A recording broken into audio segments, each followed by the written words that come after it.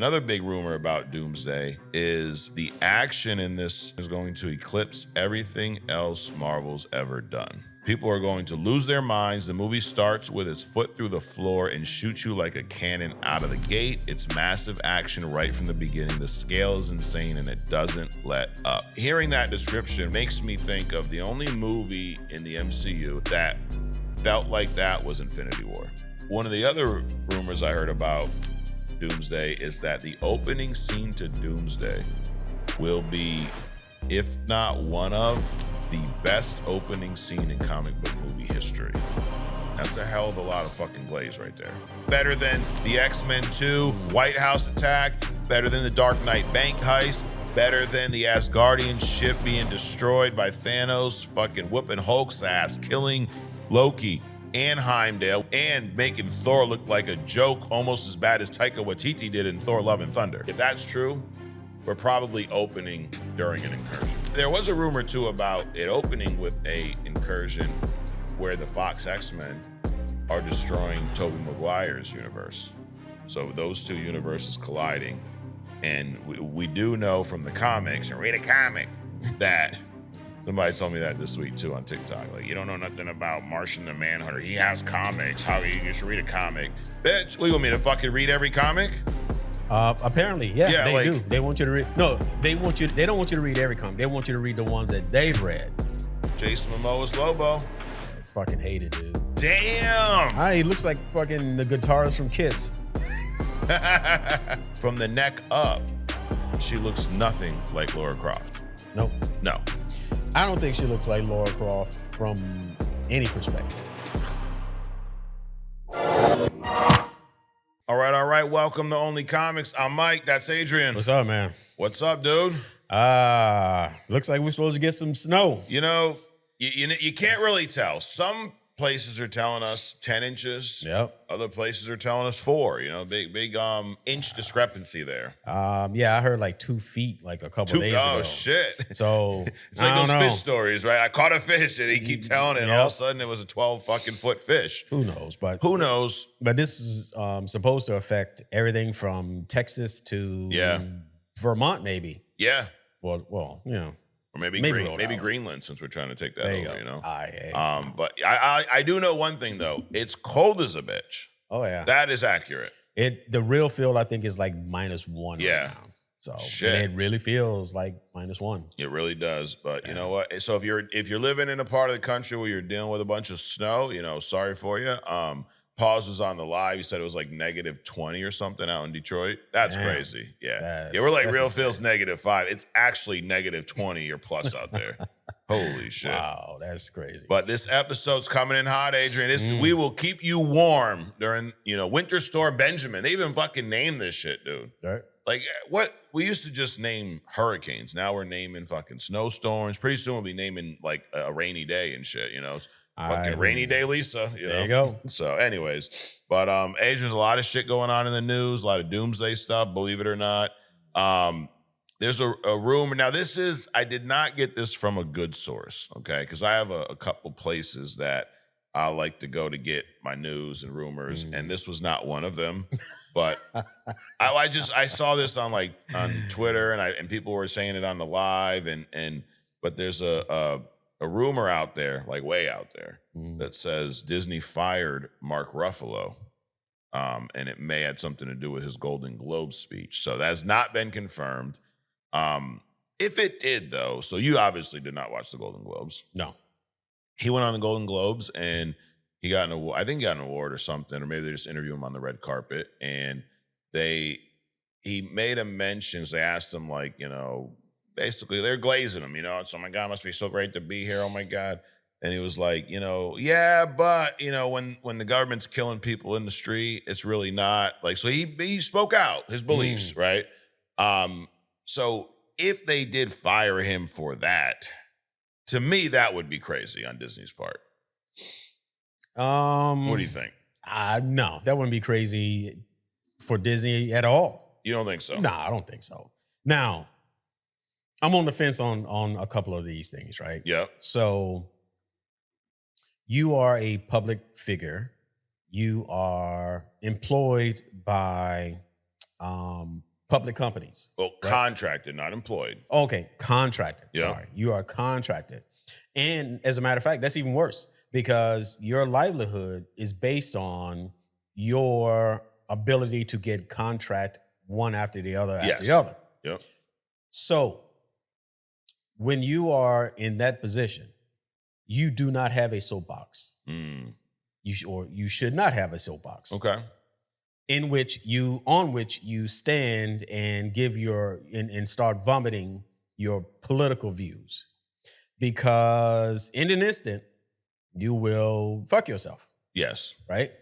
So talk about, the Golden Globe, how you got there, why you got there, what you plan on doing in the future with this thing that you're doing. Yeah. And not pull out of your ass some Robert De Niro shit just because you think that you can. Right? Okay. If you are going to be acting at some point in the future, you might want to shut that shit down. Now, do you have the right to? Sure. Okay. Yeah, but freedom of speech is not free. True. Because you can say whatever you want, but there may be consequences behind it. Right. So there's that. But if let's say he don't give a shit about the consequences. Because Mark Ruffalo's, dude's made plenty of bank just from the MCU alone, not counting movies prior to, right? What if he's just like, I'm going to say what's on my mind regardless. If they want to keep me on these movies, if they don't, I have to speak my mind, what I believe in. Mm-hmm. If that's the case, if he's not worried about future work, is it the wrong setting for that at the Golden Globes red carpet? It is and it is not. Okay. It's the wrong setting for you to express your political views. Yeah. Because that's not what the Golden Globes is about. Sure. Right? But it is the perfect setting because you have the market. You have the audience. So yeah. Okay. Well, we'll I guess let you know if we hear any more on that, but I've not seen or heard anything from like a, actually good source. Mm-hmm. So, but everyone was asking on the live and I was like, let's just address it real quick. But let's get into things that are actually happening, Adrian. The real sources, the real shit. Doomsday, we're on the road to Doomsday. Watched Iron Man 2 this past week. We'll get into that in a little bit. But there are some rumors every week about Doomsday. And, we're talking about inches earlier, right? Mm-hmm. Inches of snow. I'm going to bring you 10 inches and I show up with 4. Feel bad for some women out there now. Like some of y'all have experienced this, right? Wow. No, it's not. It's because it's cold out. It's, Yeah. Anyways, the length of Doomsday is rumored to be. Just keep it rolling. Yeah. Just act like it's not happening. Said as it could run for 3 hours. It sounds about right? Like, is that a shock? This is a movie that I don't think we want it to be 2 hours. It's Doomsday. I don't care how long it is, as long as I don't feel it. It's a good point. Because there are movies, like Zack Snyder's Justice League, fucking Dune, the first Dune, and the second Dune, and all the remakes of Dune. Oh, you talking about the like the episodes? I'm talking about the whole. Oh no, thing. I'm talking about from the very beginning of. No, all of them. No, I'm the only one I've ever given a shot to was the remake, the first one of this 2-part Dune movie series, and that movie, I felt every motherfucking second of it. Holy shit. Is not a movie that I've watched, I think, that's moved slower than that, to be honest. Wow. Yeah, imagine if Zack Snyder came out with a Dune Snyder cut. Don't give him any ideas. Holy shit. And it'll be in black and white. Black and white, slow-mo, a fucking big-ass fucking worm dicks swimming through the sand. Holy shit. Hopefully that doesn't happen. But 3 hours for Doomsday, I'm kind of with you too. Like, dude, if you want to make it fucking 3.5, as long as it's a good story and it's got me into it, I'm good. But the reason why I like the 3-hour rumor is there's a lot that has been talked about and discussed to be happening in this movie. This movie's setting up a lot. Yeah. So if you decide that there's a time crunch, you're going to rush and you're going to cut important things out. Sure. I mean, we've seen movies where they feel like scenes have been removed. Like, how did we go from here to here? The story's not making sense. And then the movie's 2 hours long. You're like, oh, they probably cut like fucking 15, 20 minutes out of it. Right. You know, it's like the original Venom movie felt like that. It's like, dude, how he wants to eat everybody, and then 5 minutes later he loves everyone. Where's the fucking story at? Right. Where's the rest of this movie? So I'm down with it if that is the case. Speaking of Secret Wars, there's a rumor that Secret Wars is going to be even bigger than we thought, and Marvel is considering splitting Secret Wars into 2 parts. Okay. Now, we don't know a whole lot about this movie. You and I both know a lot about the Secret Wars comics, right? We've been told that the Russos are adapting both of those stories. We've also, I mean, despite what some people on TikTok think, we're not fucking stupid, so we can kind of read the room and know that there's a lot of movies and shows that are going to be all kind of buttoned up in this Secret Wars story, right? So hearing that and knowing what we do know, does it make sense, in your opinion, for Secret Wars to be 2 separate movies? Secret Wars 1 and 2? I don't give a shit. Again, if it's one long movie, like Doomsday, then as long as I don't feel it. Okay. But if it makes sense to split it up into 2 separate movies, then split up into 2 separate movies. But do you think there's enough story there for 2? Oh, yeah. Yeah. It's almost like, thinking more about that, almost shouldn't be 1 movie. Right. There's a lot that's going to go into Secret Wars, right? I mean, if you think about the incursion has to happen. Yep. Then this planet has to be created. Right. Then all these people start popping up, wondering where the fuck all these other people came from. Why are there maybe variants of me? You're not Tony Stark. You're not this. You're not this. Right. Oh my God, you're Tony Stark, but you're Doom too. So, you want to have those people. So that alone is a lot to explain. And then you get into, the fighting and then the ultimate, consolidation of whatever is then you get into the fix, right? How do we fix this shit? Right. Now that we got all this groundwork laid out, but to your point about the incursions, we've heard about incursions. We've seen in Doctor Doom 2 what, something after an incursion may look like, but we've not seen one yet. Right. And Secret Wars takes place after freaking thousands of incursions. So we've not even seen one, which we'll probably see one in Doomsday, maybe, but you also, like you mentioned, got to create Battle World. What all does that look like in the MCU? There's a rumor that the Void will kind of fill that space of Battle World in a way, which has kind of already been teed up for that. But there's a lot of shit that can happen, has to happen. So I'd be down with it. And I mean, why not? Like, it's a great story, Secret Wars, both of them actually. So if we can get 2 Avengers movies, why the fuck not, dude? The news, the another big rumor about Doomsday is the action in this. I got some quotes here from people that are, they're insiders. This guy, it's always like the same few people. It's like, how do y'all motherfuckers get in there? But anyways, we're not there yet, They said that what this person indicated to me, so as someone who's on the inside, they're talking, they're yapping. There's always a yapper too. That's probably what it is, right? You get the guy at the bar, he's working on Doomsday, he's all excited because he finally has 2 friends, and he's like, yo, guess what? Person indicated that the sheer volume of action is going to eclipse everything else Marvel's ever done. And this is just Doomsday, not Secret Wars. People are going to lose their minds. The movie starts with its foot through the floor and shoots you like a cannon out of the gate. There's no slow start. It's massive action right from the beginning. The scale is insane, and it doesn't let up. Hearing that description makes me think of the only movie in the MCU, and if there's one other stands out to you, let me know, that felt like that was Infinity War. But you have after viewing knowledge and experience now. Yes. Right? But every time I hear some shit like that, I think about W. Shock and awe. Oh, the overhyping. Exactly. Yeah. Exactly. Okay. So we'll see. We will see. But that description, is there another MCU movie outside of Infinity War that you feel that description would be applicable to? There isn't a movie. There isn't a movie. Yeah.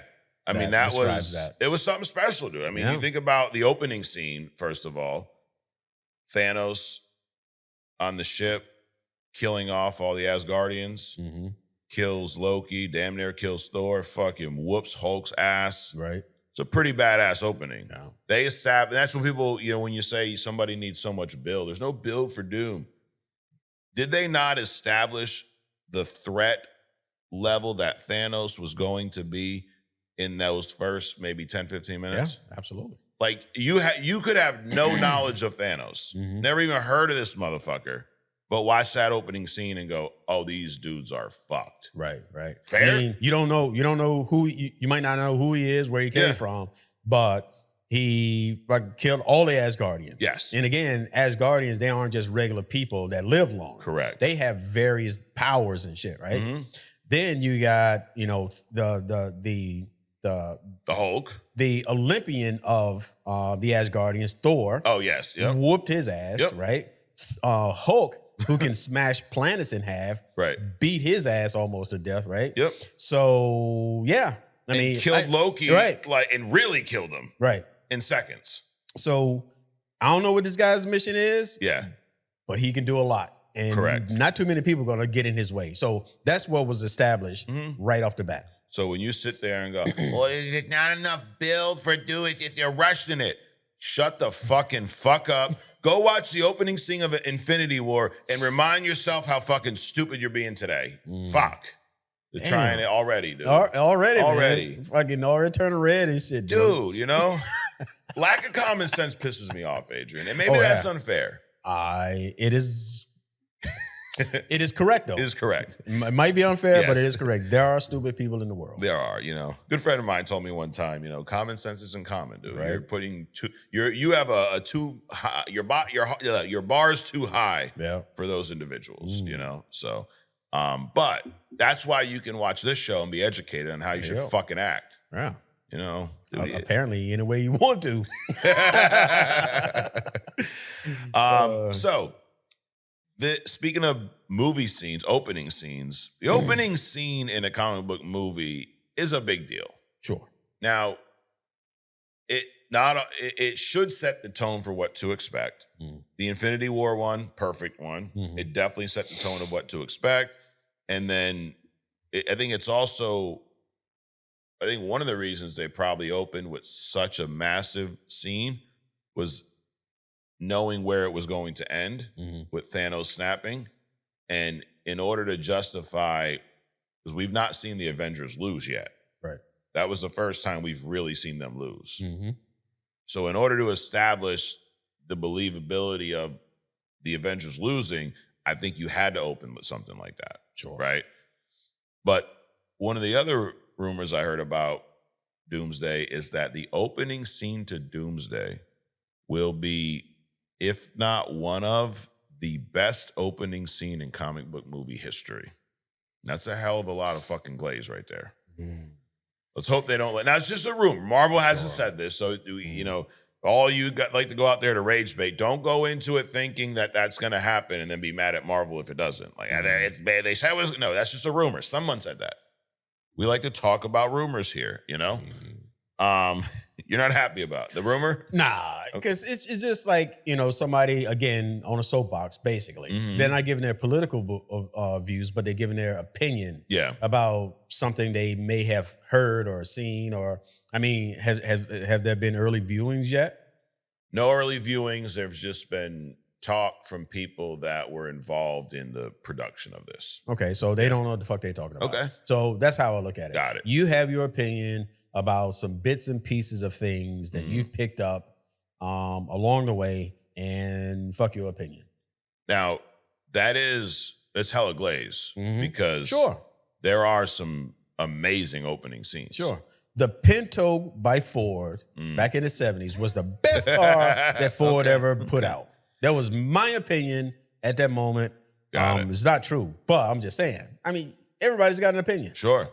Well, you know what, Adrian? We're going to give our opinions on opening movie scenes. So I did some homework for us, and I really try to think so hard, Adrian, and also use AI to help, because why would you think anymore in 2026? Dude? I mean, just fucking use AI, right? Yeah, I mean, why do you need to learn how to read a clock or fucking read? It's gonna or write in cursive or do math. It's taking why up any of space that? in my brain, Or walk. Adrian. You know, your favorite movie is going to be happening fucking sooner than we think. Which one? The one about all the people they sit around, they do nothing. Oh, Wall-E? Yeah, Wall-E. Yes. Like 5 years, dude. Yes. That and then the fucking Independence Day event. That would be fucked if we're floating around like fat fucks in bubbles and we have the Independence Day event then. Because what are we going to do? Send fucking Wall-E up there? Well, I mean, because you're floating around in chairs and shit, your heart's probably a lot weaker, right? So what's immediately going to happen is 90% of the population is going to fucking die. Damn. You know what? I'm just gonna stay in my house and watch fucking movies. You know, let them deal. I ain't got time. Send Will Smith up there. He'll slap those motherfuckers. Yeah, or that. All right. So, but movie scenes, comic book movie scenes. There are some amazing ones. I got a feeling we may agree on the number one. Okay. But let's go through a handful here. What do I got? 1, 2, 3, 4, 5, 6, 7. I got 8 of them. All right. We're going to attempt to rank these real quick. Now, most of these are from good movies. One of them we already talked about, the Infinity War, the Asgardian ship. You mentioned Thanos beats Hulk's motherfucking ass. Now, people were not upset, but one of the critiques was like, how's he just going to beat Hulk like that? Well, that's because that's how badass Thanos is. Like, you put that in perspective, like you said, Hulk can smash planets, which we've not seen in the MCU. Sure. But we've seen him withstand entire armies, right? Even going back to the first Hulk, we've seen him fight Chitauri, alien fucking flying turds, whatever they are. I mean, we've seen him go through some shit. Right. And the fact that this dude just like outboxed him and slammed him and threw him all the way back to Earth, and he beat his ass so bad, he didn't even want to come out for a couple movies. Holy shit. Right. So there's that scene. That definitely top one. Now I'll throw one of my favorites. You got the Batman, the Halloween night, the Battinson. It starts with his little monologue. You see the guy killed, the mayor or whatever. And then you have the subway scene, the I Am Vengeance, where Batman fucks those little clown bitches up. Right. Right. Pretty good. I mean, it establishes that this Batman's going to be dark. He works in the shadows. He is still on that, you know, like Damien would have a good laugh at this, right? The I'm Vengeance. Like you don't want to fuck with this Batman. Right. It establishes that right away. Another one. This is off of a shitty movie. The Dark Knight Rises. Remember the plane hijack in the beginning of the movie? Bane, one plane's inside the other. Oh, yeah. It was cool. Yeah. Probably the only real cool thing about that movie. But so we're not going to be biased. If the movie sucks and has a good opening scene, we'll include it. Okay. That was a pretty cool scene. Okay. I don't know about the physics behind it. It was some of it kind of wonky, but math ain't mathing. No. Now here's one for you, Adrian. The Blood Rave from Blade. Would you put that up there as one of the top? Oh yeah. Yeah. That was awesome. That was definitely awesome. Which I have actually seen that. I did get past that part of the movie. Okay. Yeah, so I got to go back to it at some point. The Deadpool freeway chase. Did it have anything to do with the actress that was in it? What? Why I stopped watching it? Because she was killed, and there was no point in watching it after that. No, it was just what's her face? She was like the youngest porn star. Did you even know that? No. What's her name? I think of it. All right, or someone will fact check and drop it in the comments. Yeah. No, I did not know that. I just stopped watching it because the fucking CGI looked so dated. It was just bothering me, dude. I needed a break from it. Wow. But the Deadpool freeway chase, the slow-mo, the comedy, it establishes what you were going to expect in that movie. It's going to be funny. It's going to be gory. And it's going to be, there's going to be some fourth wall breaking. But it's going to be a lot of fucking fun. So I think that was a great one. Another one from a shitty movie. I shouldn't say shitty movie, a mid-movie. The X-Men Origins Wolverine movie. Remember the war montage with Logan and Victor fighting side by side through all the wars as they get older? That was cool. That was awesome, right? I mean, in fucking 3 minutes, it did a hell of a lot more than the rest of the movie did for 2 hours. I mean, we got those horrible CGI claws. We had Will.i.am in there. We had that Deadpool that didn't talk. I mean, there's a lot of silliness in there. One of the all-time greats, the White House Attack, X2, Nightcrawler. Oh yeah. Phenomenal, right? He fucking wrecks all those Secret Service dudes. And then is this the last one? Yes. The one I would say, Adrian, is number one. Mm-hmm. Is the bank heist from The Dark Knight. Mm. It establishes the Joker with the. I mean, I agree. Of all these scenes, is there one that you would put above the Dark Knight bank heist for the opening scene? For what it did for Keith Ledger. Is it Keith? Heath. Yeah. Keith Ledger. I keep saying Keith. Someone's like, Keith. how do you have a podcast? You don't know what shut the fuck up. Keep watching or don't. It was fucking Tom Ledger. For what it did for him, it just set him as the Joker. Period. That's definitely number one. It set the tone. And I think like of all these scenes, you know, the bad movies, obviously, it's hard to say the statement, but what makes the opening scene of the movie good or not for the comic book standpoint is how well does it set the tone for the movie? Right. Does it get you hooked? Because watching that, I think that was genius by Nolan, because if you remember around that time, thank God the internet wasn't what it was today, but people were upset about Heath Ledger. How are you casting him? He was in Brokeback Mountain. Oh my God, he did this. He's not. How's he the Joker? That's horrible. Everyone hated it. Right. But literally in less than 10 minutes, they shut all those motherfuckers up. Right.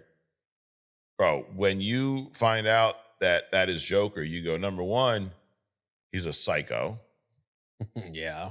Like, that's Joker. Joker's a psycho. Yep. Right? Easiest way to describe Joker, not only he likes purple, he's a clown. Forget about all that. He's a motherfucking psycho. Yep. And that established that immediately. This dude's a lunatic.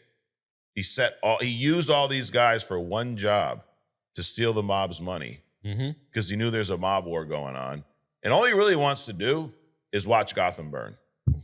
There's really no strategy. He's not trying to get revenge. He's not trying to prove anything outside of the fact that he just wants to watch this place burn. And he also wants some help he wants to burn it down from inside. Phenomenal opening credit scene. So yeah, I think that would definitely be top one.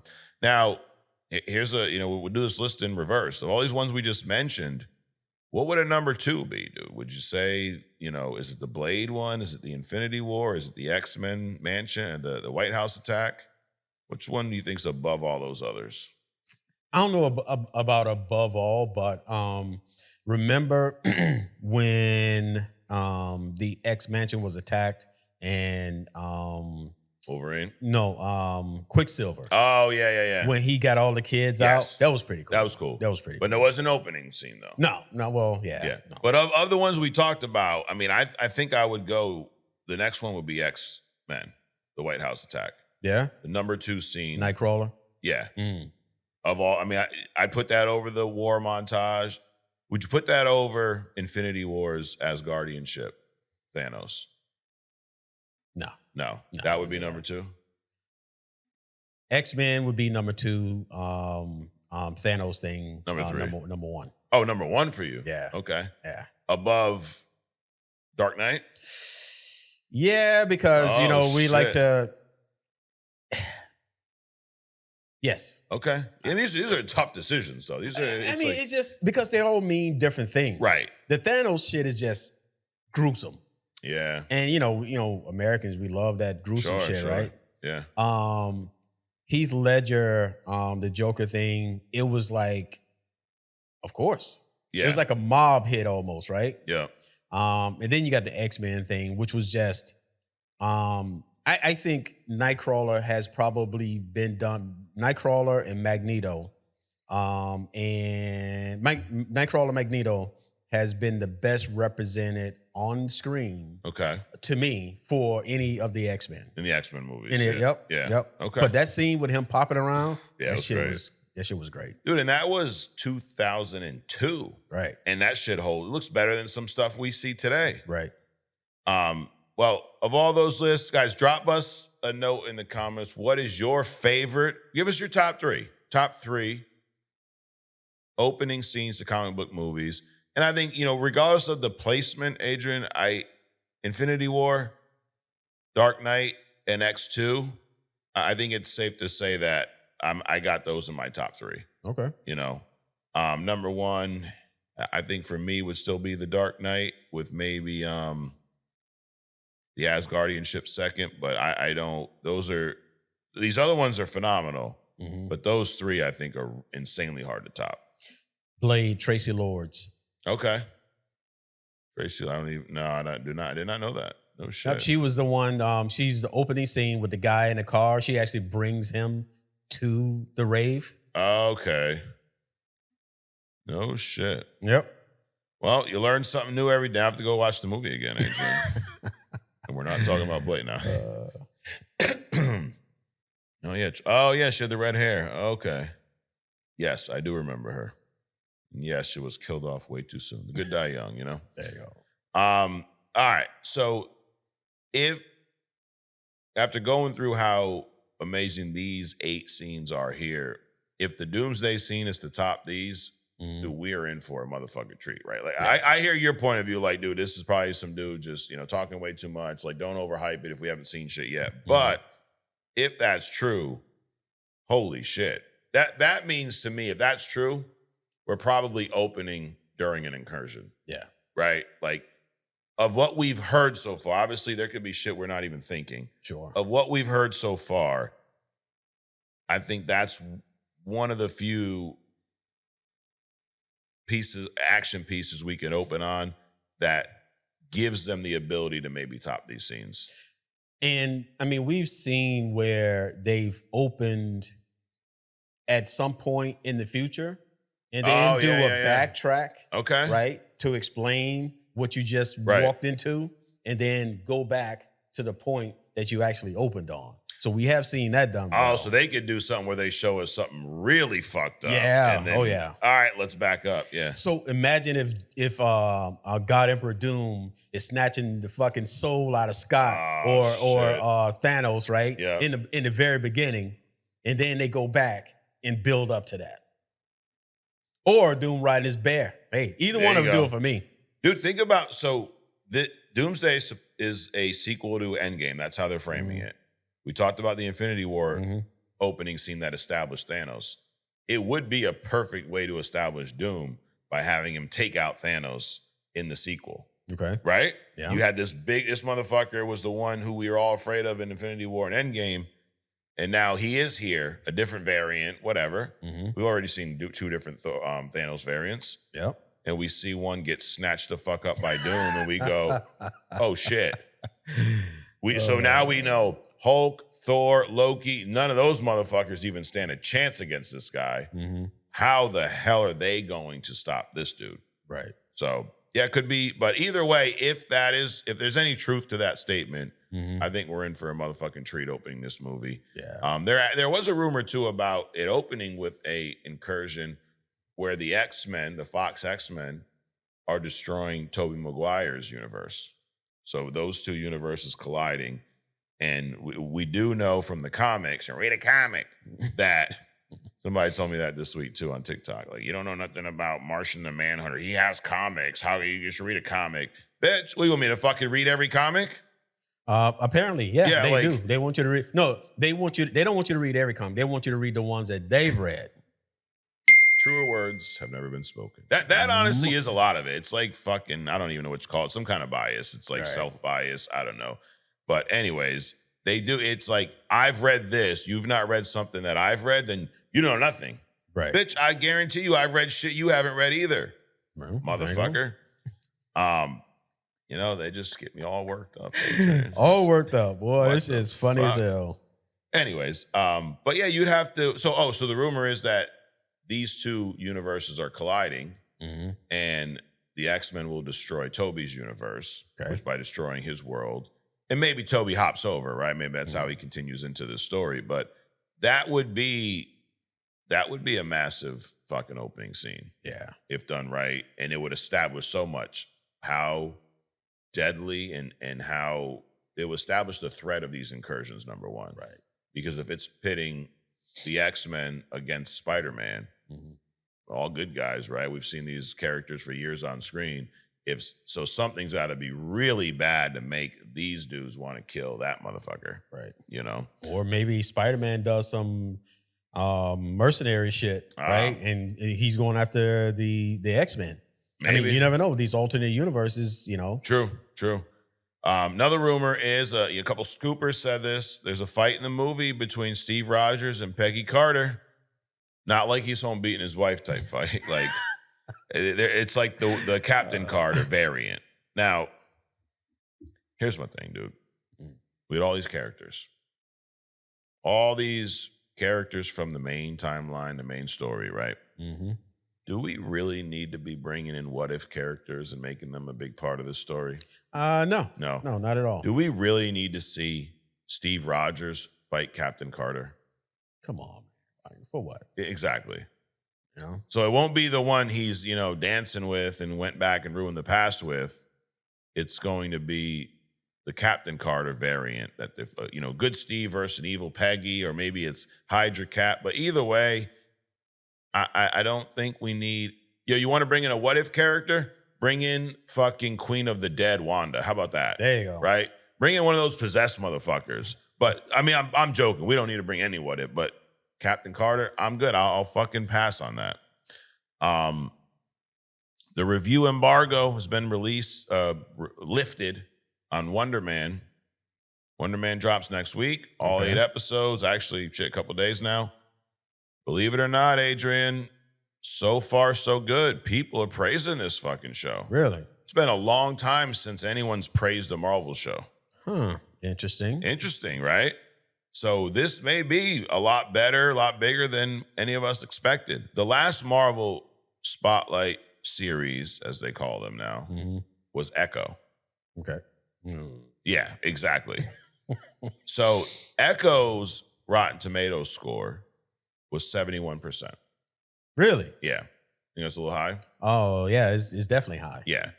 Now, Wonder Man's is 92%. Damn. Yeah. Yep. And so in real life, that means like 70%, 75 or some shit. Which I think that's kind of a treat for us, right? Based on what we've... I'm good with that. I'm definitely good with that. And we're going to find out in a couple days. There's been a lot of people have seen the show already. When the fuck do we get to watch the stuff when all these other jackasses get to watch the stuff? When does that happen? I don't know, dude. What the fuck? What do we need to do, Maybe get a white co-host. Well, a lot of these guys are not white either, so I think it's more than that, unfortunately. You could just come in whiteface, Adrian. Oh, that'd be some shit, right? That would be some shit. But I got an article here. It captures a lot of what people are saying on the interwebs here. The interwebs. They say the duo of, how do you say this dude's name? Is it Yahya? Yahya? Yahya Abdul Mateen II. I don't know, but hey, listen, you knock this raw out of the park, I will fucking learn how to say your name before next week. But him and Ben Kingsley, they say that there's great chemistry between those two, which I'm not shocked. I mean, Ben Kingsley, great actor, and what I've seen of Yahya, I guess, in the trailer so far, looks like he's a great actor as well. It says it's light on superhero aspects, heavier on the filmmaking process. Let's see. And I'm just reading from random individuals' reviews here. They say the show is solid and fresh series, completely different with Hollywood and fame at its core. It's packed with references to the world of cinema. It says that it's so grounded, I forgot I was watching a Marvel Studios project. However, at the same time, it shows things that make the lore of this universe even bigger. It says that Ben Kingsley and Yahya are great on screen. It says that it tiptoes the line of delivering fun Easter eggs and references for MCU fans, but also stands on its own. So far, I've not seen a bad word about this, dude. So I'm looking forward to watching this. It says it's hilarious, vulnerable, and heartfelt. If you claim to want something different from the superhero genre, this is it, is what popculture.com has said. So Cool. yeah, dude, I'm has me a little more excited for it. Now, either everybody's delusional or it's going to be decent, right? But rarely, I think the ones we're let down are the ones where these early reviews are pretty mixed. Mm-hmm. And then we end up seeing why they're pretty mixed. Right. But if it's universal across the board from social media standpoint, 92 on Rotten Tomatoes, I mean, hopefully it's, I think we're in for a little treat, dude. Well, at the very least, I hope it makes up for the past two mediocre ones. Yeah. You know, what was it? Fucking Riri, and Ironheart. Ironheart, and Echo. Yep. It's like, crazy. Another show that's on the way is Daredevil Born Again Season 2. Wait a minute. I just thought about something. This would be their third show put out with minority stars in it. Yeah. Casting. Interesting. Yes. Hopefully the third time's a the charm. Just as I know for people that didn't notice that. Someone or pissed off about it. Oh, someone's out there. It's because they're going woke, bro. They're fucking woke signaling with this. And just, hey guys, just because the character's not white doesn't mean it's woke, okay? Right. Like people, when they use woke in a derogatory term, it's like when they're trying to force political views and shit like that and social justice. And just because the dude's black doesn't mean he's in there on his social justice fucking ranting, bro. He's just playing a character. Right. There are non-white people in this world, believe it or not. Did you fucking know that? Believe that or not. It's all not. Me having Adrian on the podcast is not woke. I'm woke signaling Adrian by doing this, you know? But isn't woke at this point like fucking cigarette smoking? It's like so like old. I was like, why are we even using this shit anymore, dude? Because you know how they are, bro. You know, and you know who they are. Yeah. They. But Vinny D'Onofrio, who plays Kingpin, Wilson Fisk, he's chatting with some fans on social media, and they point blank asked him, when is season 2 coming? And he says March. So think about this. It's almost February. Mm-hmm. Wonder Man drops really, last couple of days of January. That'll hold us over for, a month, right? Sure. And then in March, supposedly, Daredevil Born Again Season 2 drops, which I'm looking forward to after how that show ended. Now, Daredevil Born Again, we talked about it a lot last year when it came out. We, reviewed each episode. At the end of that, they tease a setup for, it's hard to say a setup for the Defenders. They tease that Matt's going to get some help, right? And we do know Jessica Jones is in this already. Do you think that they can do a good job of managing these Defenders characters in this show and not fuck it up? Yeah, I think so. I mean, they have enough experience with. I mean, fucking have the Russo brothers step on the set for a couple of minutes or whatever, give them some pointers. But no, I think they can do it. They did have a Defender show. The only one that kind of like pooch screwed that was Iron Fist. Iron Fist, yeah. So that character. Yeah. So and if Jessica Jones is there, there's a good chance Luke Cage should be there, right? Yeah, I mean, someone's. I mean, it's probably not going to be more than 12 inches from her ass, right? 12 or 4. What do we, sometimes. I don't know. But of course, if all of those people are there, Jessica Jones like to beat people up and shit. Yes. Maybe Claire is going to be there, to fix people back up. I think so. I think we'll see Claire here and also possibly in Spider-Man Brand New Day. Yeah. I'm looking forward to that. I've always, not always, but when I finally went back and watched Daredevil on Netflix, became a big fan, and I'm almost jealous. I wish that DC would do a Batman series like that. Treat Batman how they treat Daredevil. Yeah. He's just a lot more popular, so it's just a no-brainer, dude. Instead of doing fucking stupid shit. Speaking of stupid shit, speaking of Batman, Hollywood Reporter has confirmed the writer for The Brave and the Bold for DC Studios. So The Brave and the Bold is a movie we don't know a whole lot about. We know that Andy Muschietti, who directed The Flash, is attached to this movie as a director for now. Now, he's on board now. I think that he signed thinking they were going to make this movie earlier. So right now he's on board unless he's busy with something else type shit. Like, dude, I'll be there unless I got another big movie. Because I guess it's uncertain as to when this is being directed. So he can't just keep his schedule open for the next 5 years, right? Sure. I'm kind of hoping that he gets busy on another movie. Right? And maybe you got to replace him with someone else. Yep. Now, the writer of this movie, because we talk a lot about the directors, but the writers play a massive role in the end product too, right? Now, you could fuck up a good story with bad directing, but the story is the story. And a lot of times we have these critiques and it's about the story, right? That doesn't make sense that happened. You know, why is fucking, Batman stopping killing Superman when he says Martha? Why won't Clark save his dad? He's literally right there. No one would notice. Like, that's writing.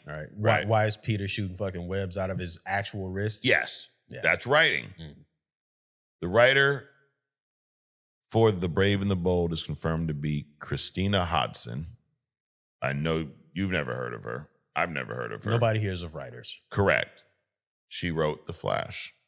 Oh my God. So you got the director and the writer from The fucking Flash. Yes. Now, she's 1 for 2 though, because she also wrote Birds of Prey. You never seen Birds of Prey? No. It's a good movie. Okay. It just came out during COVID and nobody watched it. Good movie. So 1 for 2, but even though that was a good movie, it was a Suicide Squad-esque type of funny good movie with Harley Quinn. I don't think that now writers can be dynamic, right? Have different styles. Not every story is going to be exactly the same, but based off of those 2 movies, I'm not excited about her writing this Batman Brave and the Bold movie.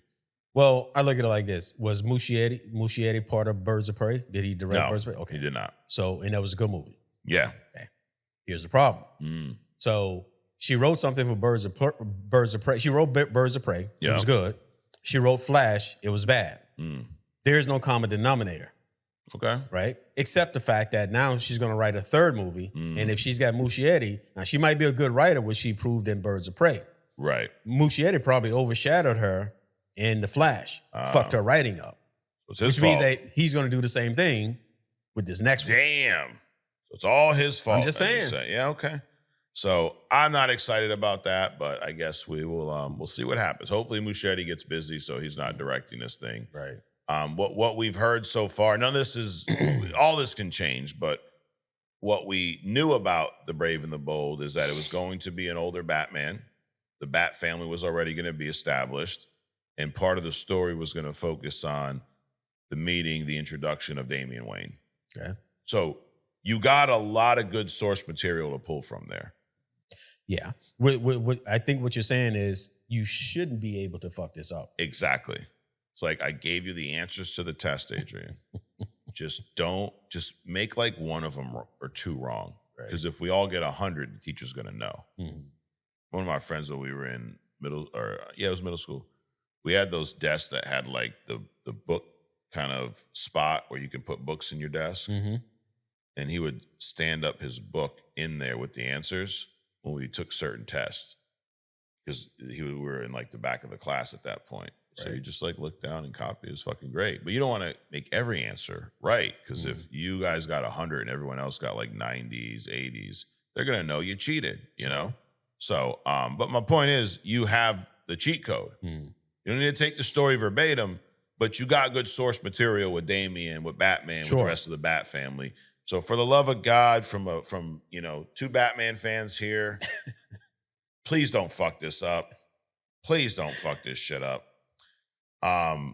DC, we had some DC shit this week. Adrian, a Supergirl teaser dropped. Yeah. We saw the debut, the full look of Lobo, Jason Momoa's Lobo. Yeah, fucking hate it, dude. Damn. He looks like fucking the guitarist from Kiss. Now, what do you think At happened? worst, he looks like a random vampire from the 70s. Yes. Okay. Now, what do you think happened? Because when he was casted, I mean, you look at this guy and you look at Lobo and you say, shit, perfect, right? Right. Like you literally needed to do nothing. Right. Now, since the trailer dropped, they put out a couple posters. So we got one right here. Here's one.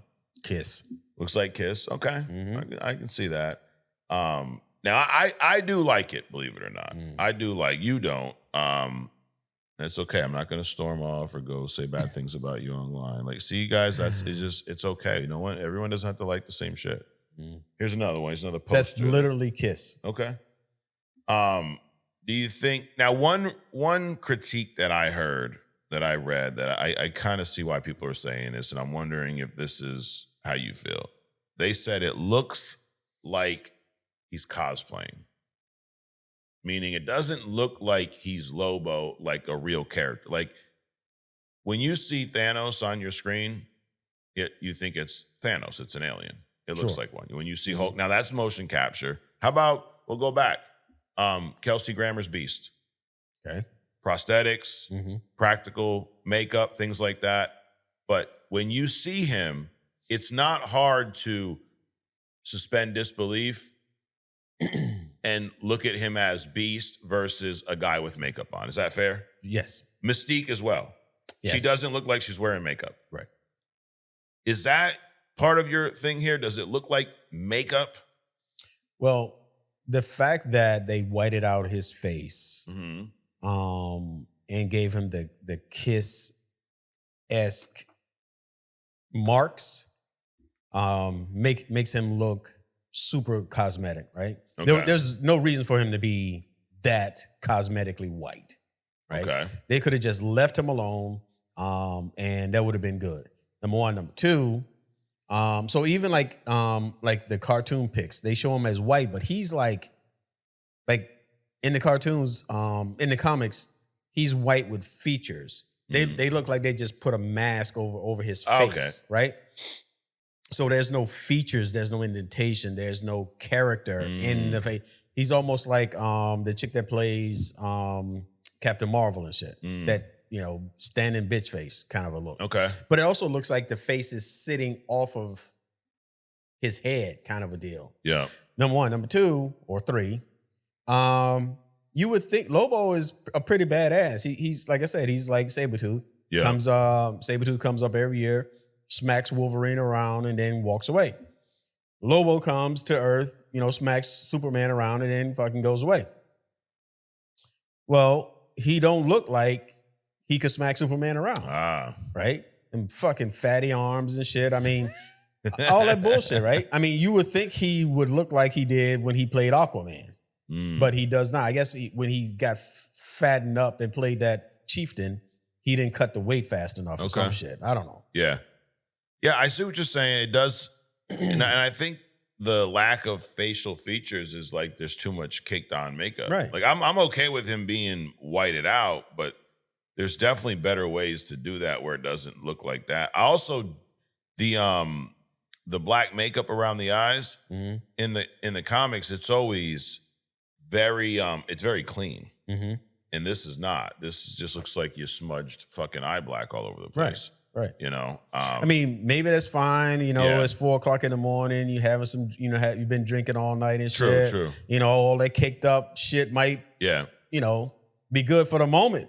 But then you wake up the next day and it's like, God damn. But I also, when I see that on the character, I don't think that's makeup. I think that's just his skin. Like he has these black fucking lines around his face, right? Like, I mean, he's an alien from another fucking planet. Sure. So the fact that it looks like makeup, it does look a little sloppy. I get why people say it's looking like it's cosplay. Yeah. Now I don't feel the same way you feel. Like I'm okay with it, but this is one where I ain't fighting anyone who says they don't like it or it's a mess, because I could see why you'd say that. Yeah. So far, what we've seen of this Supergirl movie, though, I like, dude. Like you said earlier, you didn't like her as Supergirl. No. What about her was? She just don't feel Supergirl-less. Okay. I don't know. She seems so. Again, if you think about all the depictions of Supergirl in the comics, you would say that she's she's thin, right? Yeah. but she's taller too. Okay. And this actress, and I'm not saying she's going to be a bad Supergirl, but just looking at her, and she doesn't look like a Supergirl. Right? Got it. So that's really it. Well, someone else who doesn't look like the character they're supposed to be playing. You ever played Tomb Raider, Adrian? I have not played Tomb Raider, like ever. But you know what Tomb Raider is, right? Yeah. Trying to do this now? Okay, yeah, there you go. Boom. So this is Lara Croft, but it's not. It's the lizard people. This is Sophie Turner. Now, oh my God, she looks horrible. From the neck down, because listen, I'm not gonna get into I don't think Tomb Raider needs to have like porn star boobs. Like, right. I'm okay. That's not why I'm saying she doesn't look like the character. Mm-hmm. There's some people that feel that way, or I just think they don't know how to express their thoughts in their fucking heads. But from the neck up, she looks nothing like Lara Croft. Nope. No. I don't think she looks like Lara Croft from any perspective. Okay. It's a weird look. Yep. They really fucked up her right arm. Oh yeah. It looks like she had, born with a defect or something. And in her face from neck up, from that green shirt up, she literally looks like a fucking reptile. Damn. So funny thing is, it's not just us that feel that way. So there's a store called GameStop, and they tweeted out, "This is not Lara Croft." Right. Now, their video game store, they've sold a lot of Lara Croft Tomb Raider games, and they should know. They should definitely know. And you know what? Kudos for them for saying what a lot of people fucking know but won't say. Now, fans are saying it. We're saying it. But the fact that everyone else is acting like, no, this is how it should be, dude. No, it's not. They saying that because they glazed Sophie Turner. Yes. Which I don't know why. No. I just don't know why. I mean, she pissed me off in Game of Thrones. And I really haven't seen her in anything good. Right. She was a good actress in Game of Thrones, but she just pissed me off because she's so fucking stupid, that character. But I have not seen her in anything since then where she actually fit. Yeah. I think that's her thing. She got to find something that where she fits. And Tomb Raider Lara Croft is not it. And she definitely didn't fucking fit in X-Men as Jean Grey either. Holy shit. So miscast. Is she related to someone in Hollywood or something? Is her dad like the fucking director or some bullshit? That's usually how it works. That is usually how it works. But, is it so fucking hard to just cast people that look like the characters you want them to play? Why is that so hard? Favoritism, dude. There's all kinds of people, right? We all look different. Believe it or not, Adrian, not all white people look alike, not all black people look alike, so on and so forth. Right. So when a character is created in fiction, a lot of times they base them off of features of real people, right? I mean, it's whole art, right? So I'm not saying they need to be identical, but with the amount of actors and actresses in Hollywood, it should not be hard to find someone who can act and actually look like the character. Right. Now, we're talking about Lobos with the makeup and shit, but like Jason Momoa looks like Lobo. Oh, absolutely. Like maybe. Well, he doesn't now, but I'm just saying. But I mean, that was easy, right? You got this guy, he's in comic book movies, he's playing Lobo. He already fucking looks like Lobo without makeup. Now, yes, they probably should have toned down the whatever, but it makes sense to cast that person. Sure. Why is Sophie Turner the only fucking option for Lara Croft?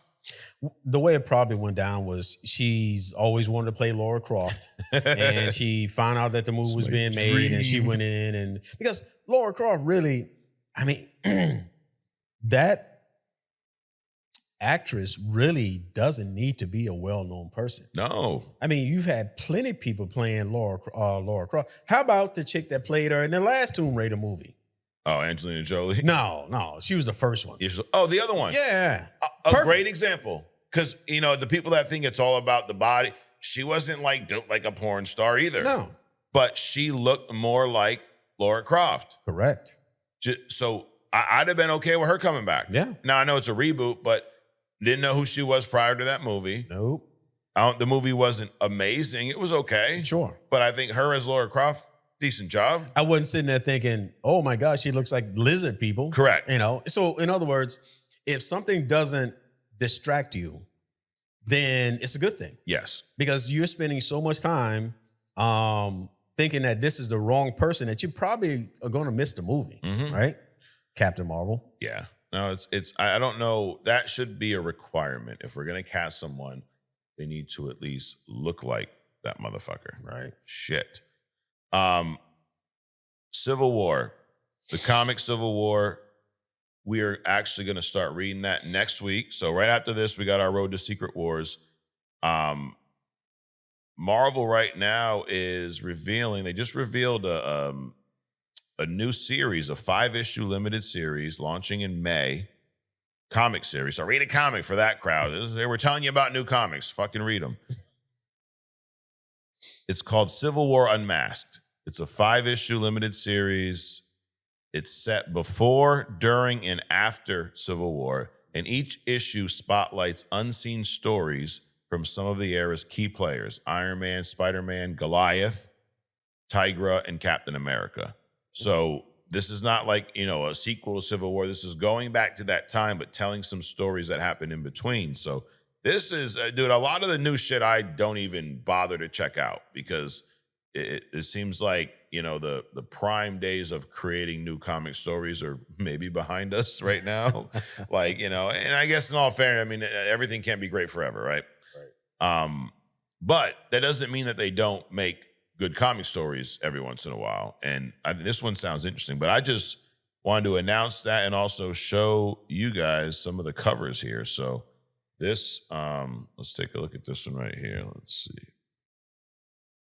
Boom.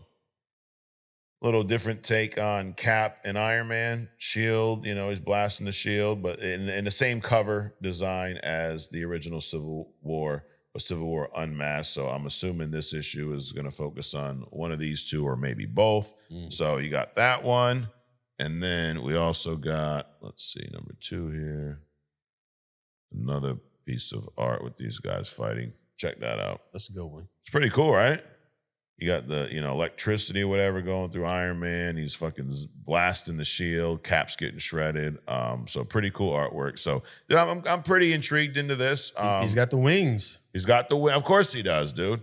So we'll see. That drops in May. Now it's a time, Adrian, where we wrap up the comic news and rumors with a little bit of thumbs up, thumbs down. Let's do it. The double shot. Double wide. Get the double wide up in there. All right. So we had a lot of news. Let's see. Was it good? Was it bad? Who knows? All right.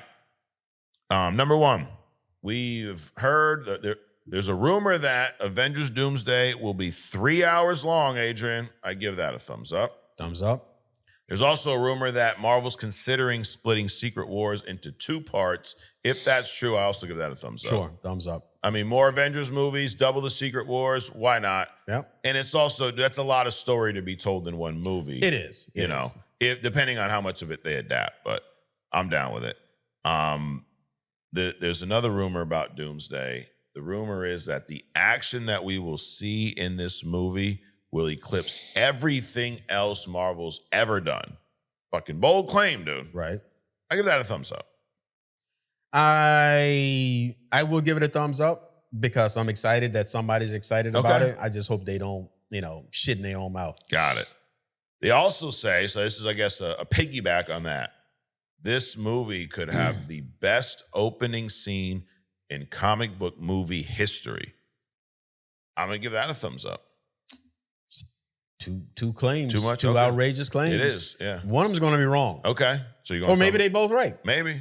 Thumbs up. Thumbs up. You're positive today, Adrian. I'm optimistic. Okay. I mean, this is saying a lot. This is saying better than the X-Men 2, White House attack, better than the Dark Knight bank heist, better than the Asgardian ship being destroyed by Thanos, fucking whooping Hulk's ass, killing Loki and Heimdall, which we forgot about. He killed him too. Yep. And making Thor look like a joke, almost as bad as Taika Waititi did in Thor: Love and Thunder. All right. I was going to bring that up. because somebody thought that was a fucking good scene too.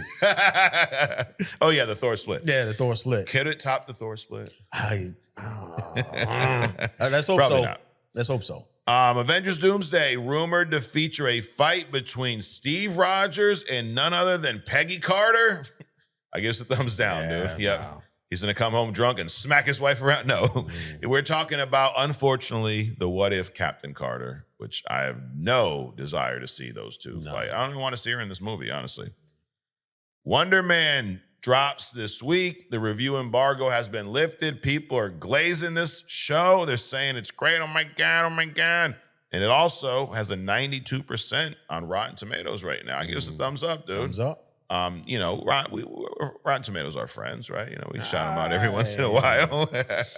But even if it's not 100% accurate score, if it's a 91 on there, the Echo was a 71, means we're probably in for a pretty good series. So Let's hope so.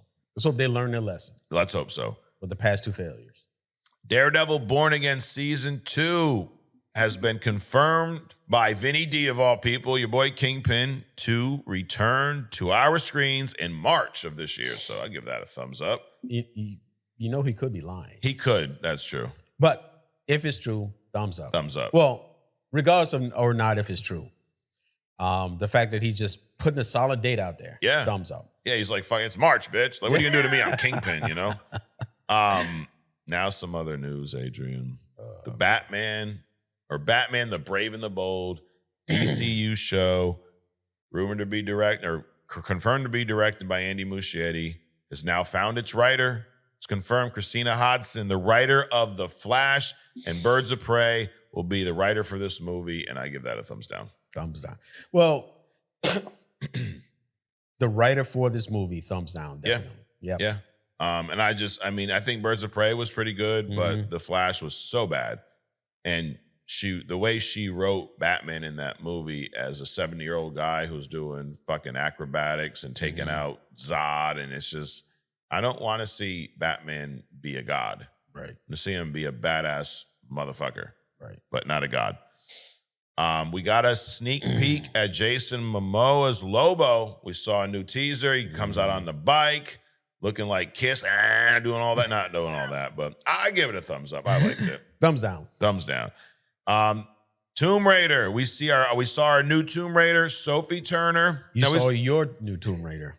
We saw that last week, but the news is not that. The news is GameStop said, fuck that. They retweeted the IGN's announcement with a single line, "This is not Lara Croft." So thumbs up to GameStop. Thumbs up to GameStop. Dude, makes me want to go bring in some game I bought, trade it in, and get 42 cents for it, because that's what they're good at. Right. But kudos, shout out GameStop.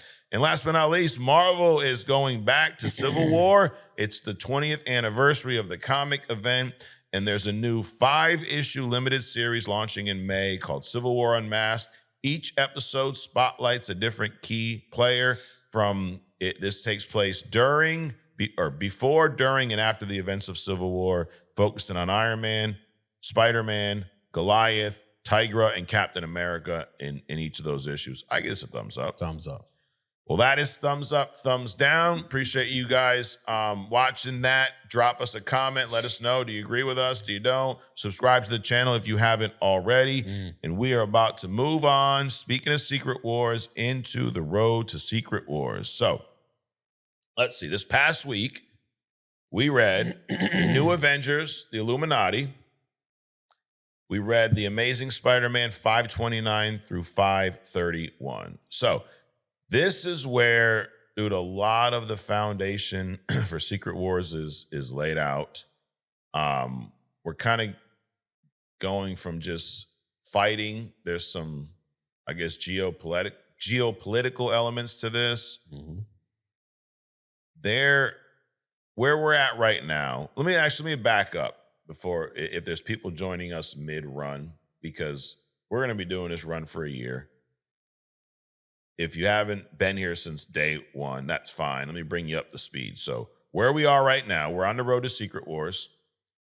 But what we're looking at right now is, how did this hero community that was in Marvel fall apart? Going back to Avengers Disassembled, that's where we started. Wanda went insane, as she does. I mean, like, duh. Wanda goes insane, destroys the Avengers mansion, kills Hawkeye, kills Vision, smacks the shit out of Wasp, destroys shit. Mhm. Then, from the Avengers fall apart, hence the Avengers Disassembled. 6 months later, a new Avengers team is formed. Captain America, Iron Man, Luke Cage, Spider-Man, Wolverine, Spider-Woman as well. The Sentry is there soon as well. So a whole new squad. They're trying to regain public trust. And then what happens, Adrian? Who fucks shit up again? Wanda does it again. Of course. Breaks reality in House of M, gives everybody their heart's desire. And then when they ain't acting right there, fucking snatches it away and erases millions of mutants. No, the famous words, no more mutants. Now, what's going on now? Well, after all that, the world's terrified of superheroes, which makes sense, right? Absolutely. I mean, this bitch just done fucked up the fucking world for everybody. We can get rid of these motherfuckers, you know? It's what they're thinking. And the government, of course, the government's going to save everybody, Adrian. They swoop in, they create the Registration Act, and just that reshapes the next part of our story. So we're going to get into right now the new Avengers, the Illuminati, the one shot. So this team of the Illuminati, they were formed back in 1971, the Kree Skull War. It brought this group of individuals together, which we'll go through. Iron Man, Mr. Fantastic, Namor, Black Bolt, Professor X, and Doctor Strange. Cap was part of this team at once, but actually, no, he was not. That was in the future. They did not, they actually intentionally left Cap out because he represents morality that wouldn't let them do what needs to be done. Of course. So they had this kind of behind the scenes, a lot like real life, right? We don't know who's in our Illuminati that controls the world, but they're there. We see some flashbacks in this comic, and we're going to go through the panels, but I kind of want you to expect what to expect before we get there. We see some flashbacks. We see the Skrull Empire, which kind of sets up Secret Invasion, which is in a couple months here. We see a flashback when they go to the Skrull throne world to warn the Emperor. They get captured and experimented on, which is how they're able to create Skrull genetic data that's undetectable Super Skrulls later. Because that was always the question, like, you know, in Secret Invasion, how does Wolverine not know that that's a Skrull? Can he just sniff his fucking Skrull odor? Well, they did some gene editing almost. Real Anunnaki-ish. Right. They're alien. I mean, maybe the Skrulls are like the Anunnaki, you know, who knows? Reptilian people. Not quite the same. Nah. Also, the Hulk decision that sets up Planet Hulk, World War Hulk, where Maria Hill approaches Iron Man about Hulk destroying Las Vegas, and the Illuminati vote to send Hulk out into fucking space. Imagine that, your boy, dude. Bruce Banner, Tony Stark, but you keep turning the Hulk, fucking everything up. Get the fuck out of here. Right. Which then sets up Planet Hulk, World War Hulk. The only one who was against it was Namor. Namor predicts that Hulk will return and kill them all, and guess what? He's right. Registration Act is a big part of this, and I think it was cool how that comic weaved that in. And then there's also a Secret Wars connection, like Namor being the only one that willing to speak the ugly truth does play a lot into this Hickman's New Avengers run that leads to Secret Wars. So again, Namor, every time I read shit like this, it pisses me off that we don't have a T'Challa. Right. But maybe we'll have one back in Doomsday. Then you got the Amazing Spider-Man. 3 issues here. It feels a lot like it's a political thriller almost as a comic. Kind of feels Winter Soldier-esque. You see a relationship not forming, but I guess these two, Tony Stark and Peter Parker, becoming a lot closer in here. You see that kind of father-son type dynamic. Tony builds him the Iron Spider armor. But Tony's always up to something, dude. Tony's always got some shit. It's almost like, it's again, why the Doom contrast is so fitting. Doom's always up to something. Yep. He's always going to try to not try. If you got something he needs, if you're working towards a similar goal and you can help him, but he's got something else he needs, he has no problem using you to get where he wants to go. Right. Maybe helping you along the way. He's not anti-helping you, but he's got his own initiative the whole time. And so does Tony. Yeah. It's how he created Ultron in the MCU, right? He's trying to help everyone, but he wants to create this fucking AI. Tony typically doesn't do things to help people. Okay. He typically builds things, explore things to satisfy his own curiosity. Be damned what you think. Okay. Right? It just might so happen to help people. Got it. Or like even he got to a point where, you know, Shield was asking him to build shit. He was like, no, fuck y'all guys. Because it wasn't interesting enough for him to even do the stuff. Tony gives Spidey an iron armor suit, all these gadgets, all this shit. And Peter's like, dude, why are you giving this to me? Well, two reasons. Why do we have phones and access to all these apps, Adrian? What do they get from us? Your personal information. All our data, right? Yeah.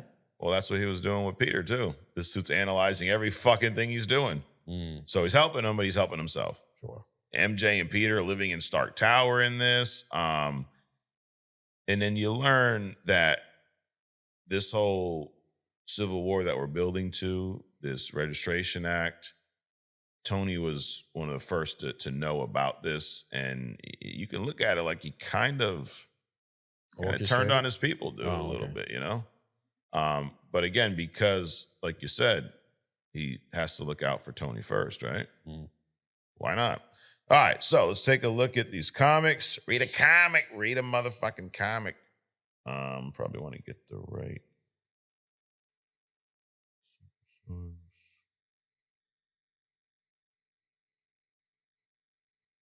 Boom. All right. There it is, New Avengers. So this was something cool that they did. This came out, this is on the road to Civil War. So this came out like probably 2000, I don't know, 5, 6, some shit like that. But it's a look back. The comic takes place in the 70s. So they had it kind of drawn in a older looking style to give you that effect. Which, you know, I'm not usually a fan of the older styles because it's hard for me to read with my cataracts, Adrian. But this was cool. So as you can see, they're meeting in Wakanda. This is where the Illuminati is established. You see all the big players here, Iron Man. And this is where they're talking about the idea of forming this group. And T'Challa's actually against it. So a lot of good dialogue here and Namor is against it too. Because the thought is Tony, oh shit, I don't even have it. I'm over here telling people to look at shit's not even there. Hold on. My bad, everyone. All right, so now you can see it. Civil War, Road to Civil War, New Avengers, Illuminati. Like I said, drawn in this kind of older style. Yeah, they shot it. They're in Wakanda. This is the formation or the attempted formation of this group. You got Iron Man, you got Doctor Strange, Chucky Boy over there, shirt cocking it. Fantastic Four's leader, Reed, does not look like Pedro Pascal, as you can see. Right. Black Bolt, and then Namor and T'Challa's hosting. Iron Man's idea is to put this team, his first idea was to join all of these teams up together. A big team up. Avengers, Fantastic Four, the Inhumans, the Wakandans, Doctor Strange's fucking magicians, and, you know, and Namor was against it. So was T'Challa. Namor's thing, Namor in the comics, you're really fucking just like, he don't give a fuck, calls everyone out at, you know, anything. He's got anger issues, obviously. Right. But his point was, he's not afraid to say the things that he thinks other people are afraid to say. His point is, Tony, you can't even manage the fucking Avengers, and we're going to manage all these other groups. Right. And he also calling out Tony and Xavier for having certain members on their teams that may be not the best people. Right. Okay. So in that point, I think everyone kind of agreed with. So then going through all the, you know, this debate, they end up landing on, well, what if instead of having these groups of people, it was just us? we were the ones that made the decisions. So kind of a board behind the scenes. Kind of what happens probably in the real world, right? Yeah. T'Challa's not down with that. And he basically told them, y'all all should just walk away from this. It's not going to end good. T'Challa's a smart fella, right? Namor is also not crazy about it. But I think he kind of reluctantly agrees. And it became this thing where we just discuss the biggest, most impactful, most important problems amongst each other and decide what to do with them. So I guess in good faith, right? Sure. Hey, talk about looking like the characters. Does that not fucking look like Patrick Stewart right there? Oh, yeah, absolutely. Like, and you go, well, he's bald. Okay, I'm bald. I don't look like Xavier.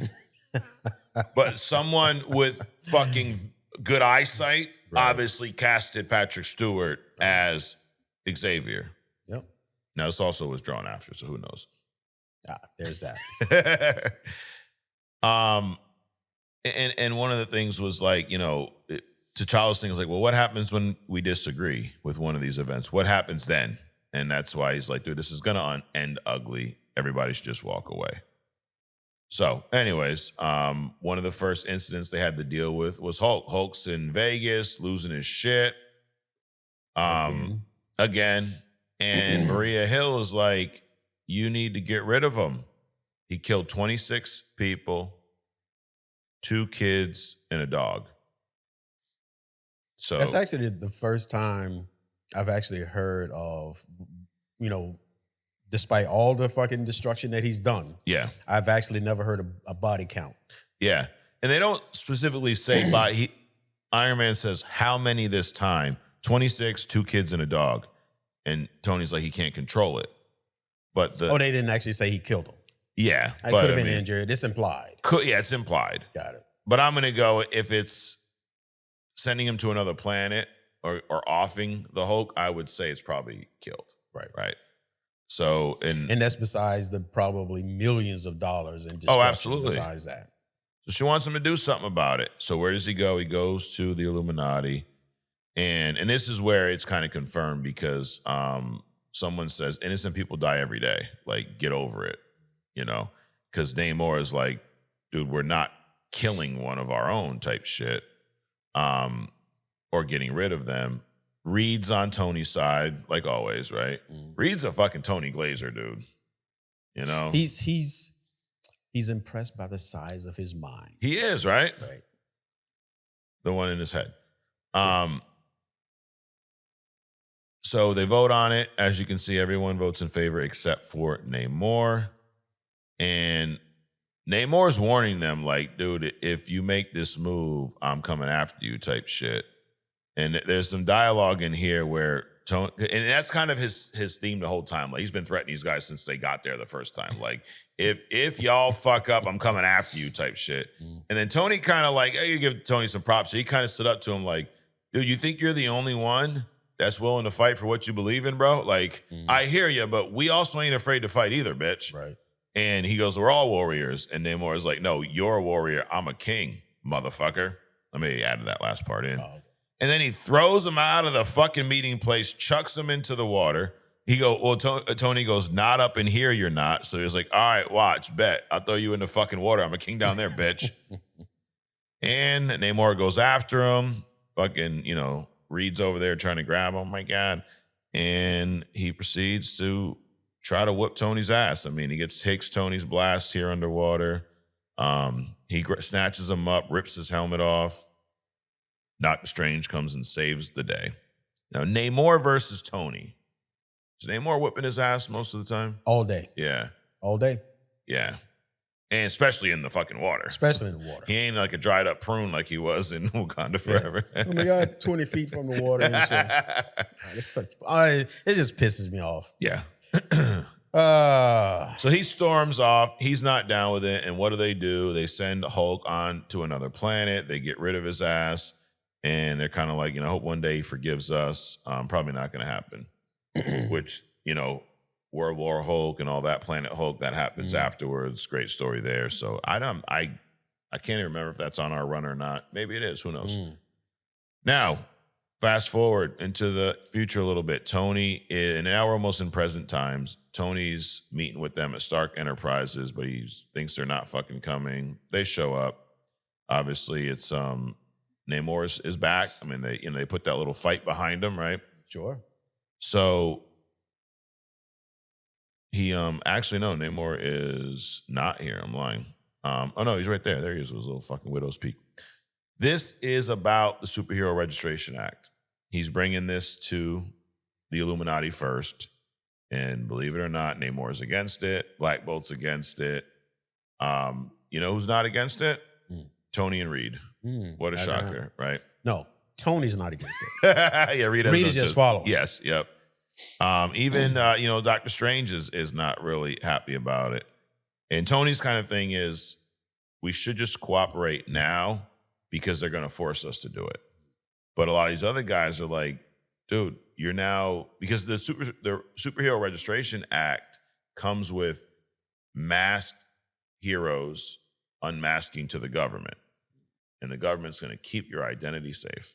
Yeah. Just like they've kept all the secret identities for all the people that's worked for them throughout all the wars. Exactly. Yes. So that's kind of these guys' point. Like, dude, if that information then gets out, Peter Parker's fucked, right? Mm-hmm. If the families of the villains of the people he's been locking up for years find out, oh, he's Peter Parker, MJ's his girl. Right. Oh, watch this. Aunt May's his. Oh shit, watch this. You know, Gwen. Well, no, Gwen's already gone. Yeah, Gwen's already dead.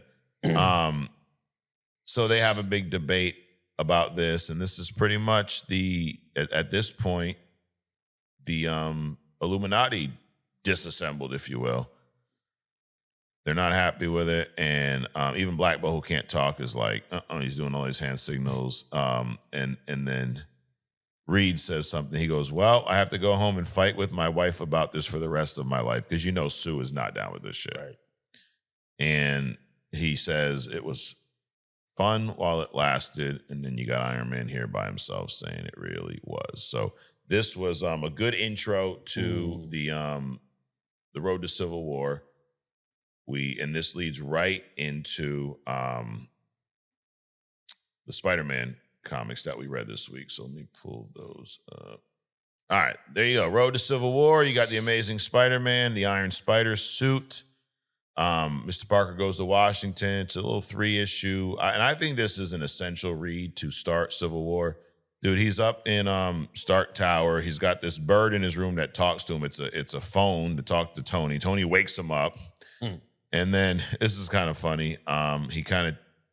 Mary Jane's like, is there a camera in there?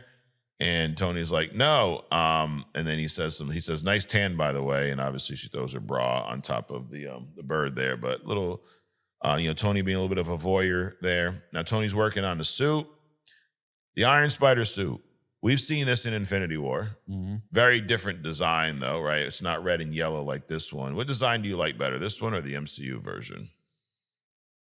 MCU. Yeah, I think so too. This one was cool at the time, but I think they definitely perfected it in the MCU. And we talked about this. He asked for, he didn't ask for this, and he was kind of weirded out. Like, why'd you even give it to me? Then an hour later, we see him. What did he actually tell him? The reasoning. What did he say? I think he just was like, I'm sure it wasn't, well, so I can spy on you, Peter. No, it was not.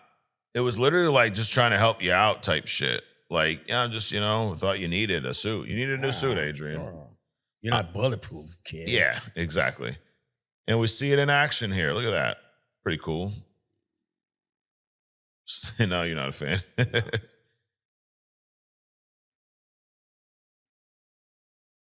Now you can see some of the upgraded tech, right? I mean, obviously it's all Iron Man shit. Now he's got this like X-ray type vision. Stops the car. Oh my God. I wanted to get to, I think it's later when you see the legs pop out. Big old fucking spider legs.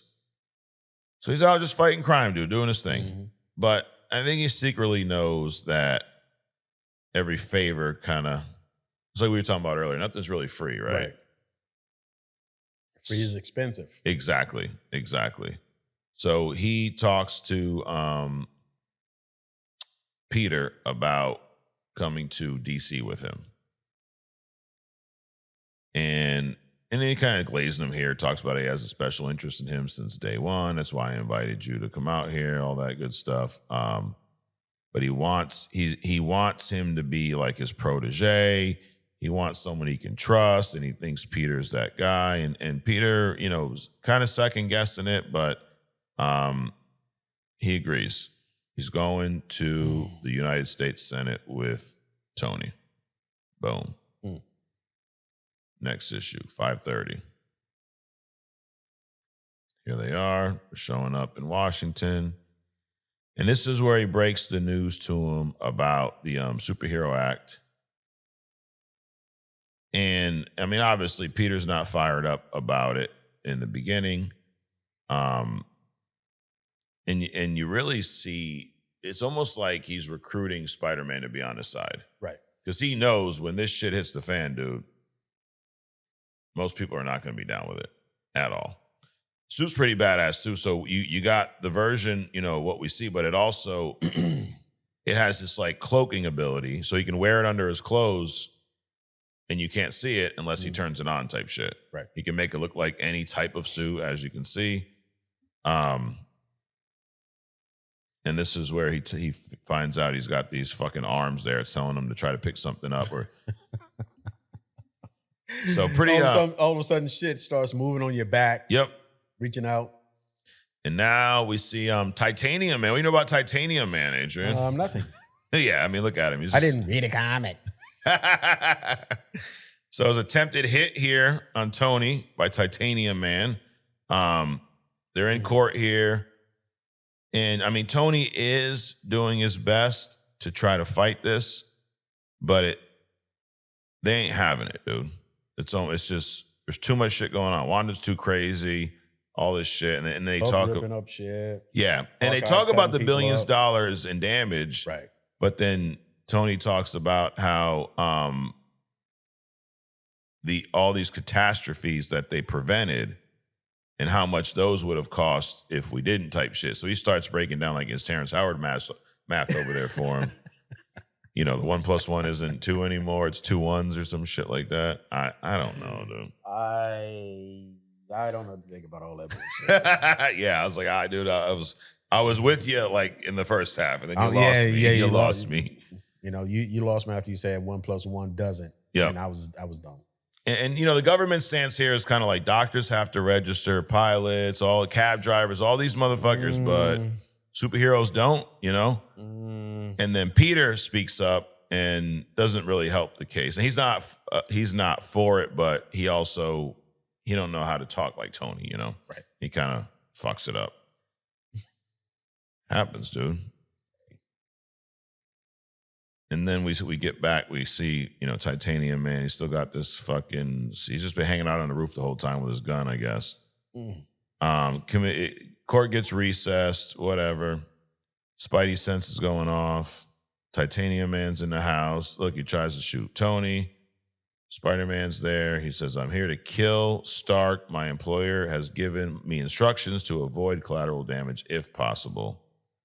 Let me get a nice little fight here. There's Titanium. You think he'll be in a movie soon? No. I don't think so. No, probably not. Unless it's Muschietti.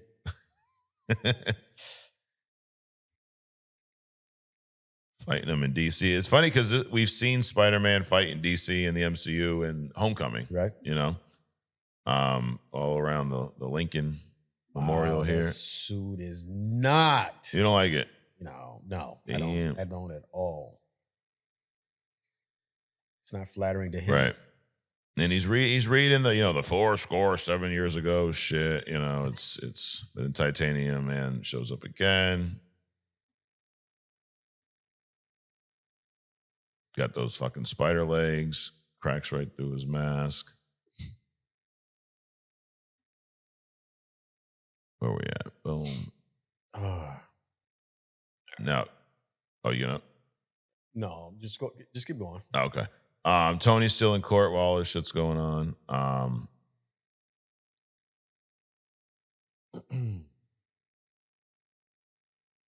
Which I think is not helping his case. Well, I mean, I think the thing with Tony is because, he's public, then that's why he's, going after this thing. He's less apprehensive because he's already public. Right. Yeah. And he thinks that, well, because I'm public and I'm making it, Yeah. then everybody can be public. And it's like, no, dude, everybody can't do that shit.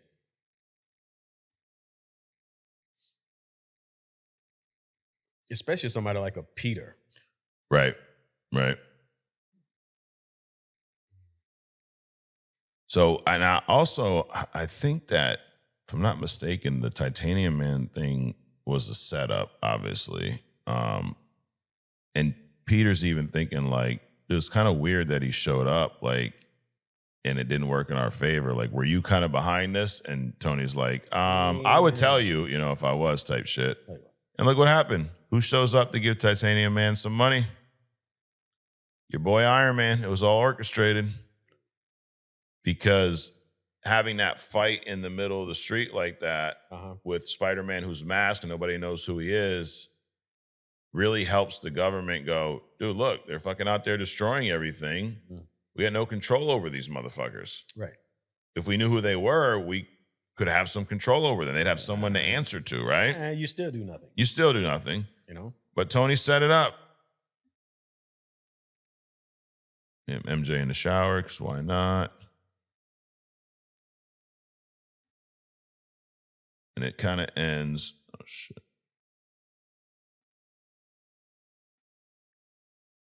Well, anyways, it ends with shit not working towards, I guess, the favor of the individuals that we know are going to be against this. You don't even have to know where Cap stands to know Cap is not going to be down with this shit, right? I mean, that's pretty self-explanatory.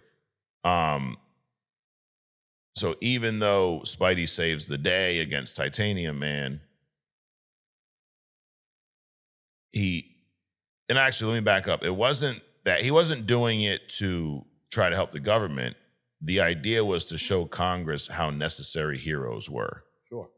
But it was contrived. And I think Peter's issue is like, dude, you're using me, right? The only reason you brought him was you were going to stage this. You gave him the ability with the suit to defeat this guy, knowing that you would, thinking it would help your cause. Right. You orchestrated a public fucking attack to try to help your cause. It would be like faking an assassination attempt. Right. When you get shot and there's blood, but there's no ear missing or scars or anything. I'm just saying, dude. You just kind of slap your... Yeah, you just do that. And, even, a few weeks later when you're on TV, there's nothing, no bandage, no... I mean, we're not talking like you got scratched. It was a bullet, supposedly. Okay, so explain to me the science, right? Yep. So if you are facing this way... Yep. And somebody shoots from any angle over here on this side. Okay. Not straight on. Okay. You're somewhere on this side, right? Yep. How is it that you can shoot this way, but only hit your ear? Isn't your ear like in front of your fucking head? Yes. Right? Or was it that he just moved at the right time? It was that. Oh, is that what it was? Yeah. Oh, so he's got Spidey senses then. He does. Okay. Got it. Now I understand. I accept. Yeah, now you get it. I mean, doesn't he look like someone built like Spider-Man? Yeah, no. So what do we see in this? We see that the Superhuman Registration Act is inevitable. Tony's trying to get out in front of it.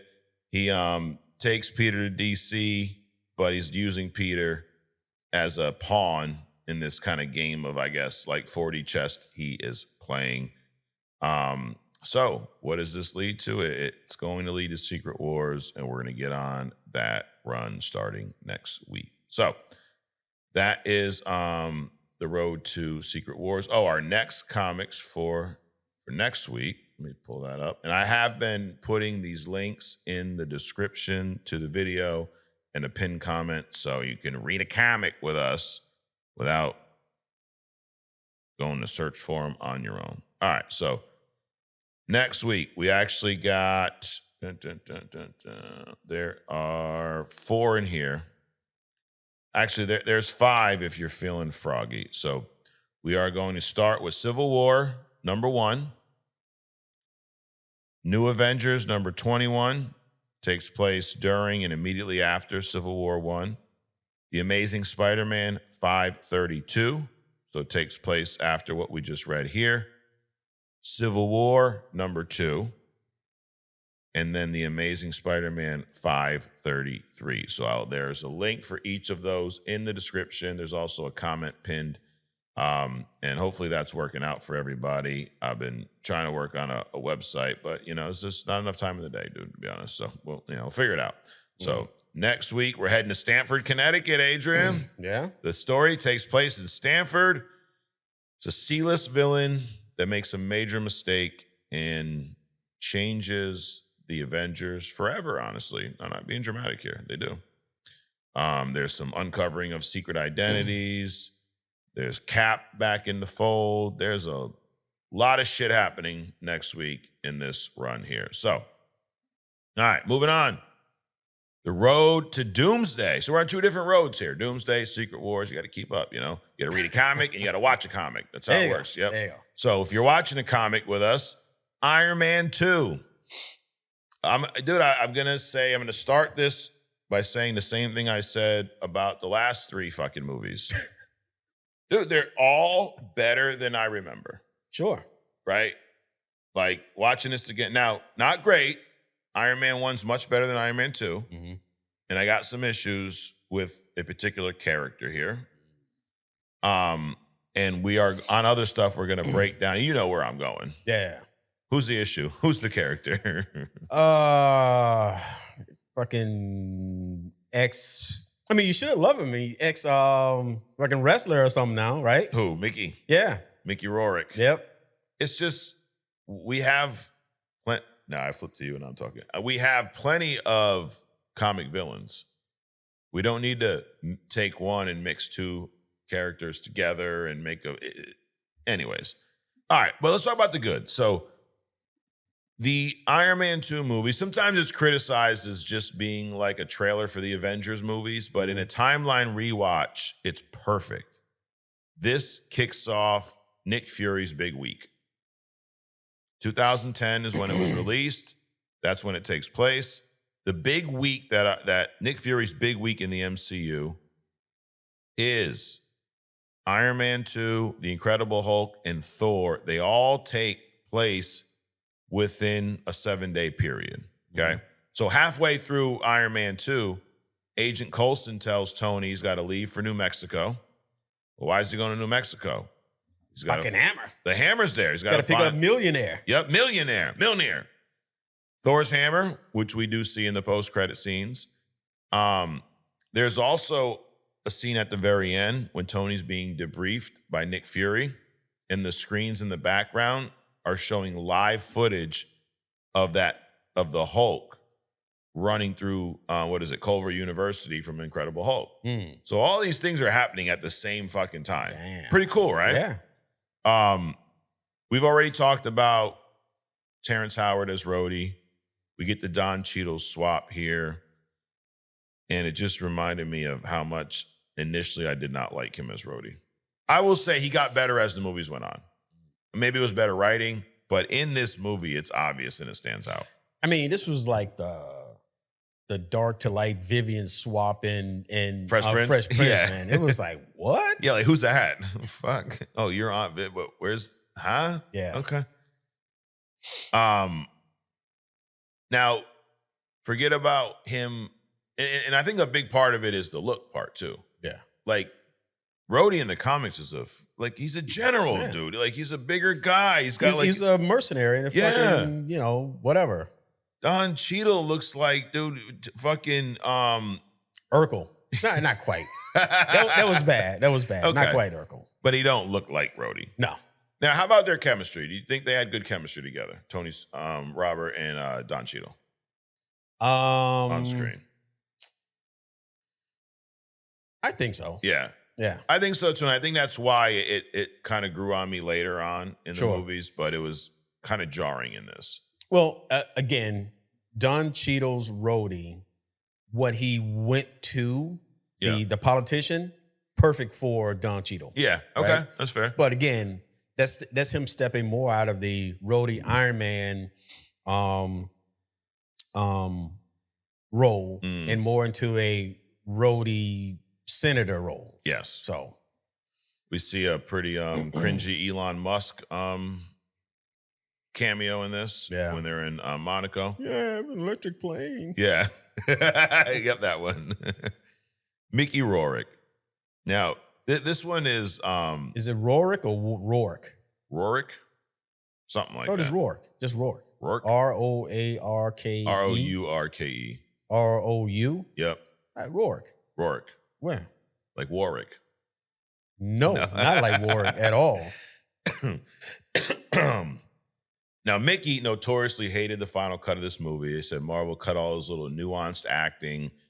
He's the one that demanded his character had a pet cockatoo. That's why he had the bird. He paid for his own gold teeth, and he insisted on speaking Russian. Now, here's what I'll say about... this is the bullshittery, right? Okay. So you're a fucking actor trying to be a director. Number one. Number two, and you're complaining at the end because you realize how fucking silly you looked after all the cuts were done, right? Yes. After they finalized the movie and stuff. It probably, if he would have kept insisting that he put all this other extra bullshit in, it probably would have been a lot worse than what it was. Okay. That's interesting perspective. Some of this I thought was cool. I think my issue with this though is this is not who Whiplash is. No.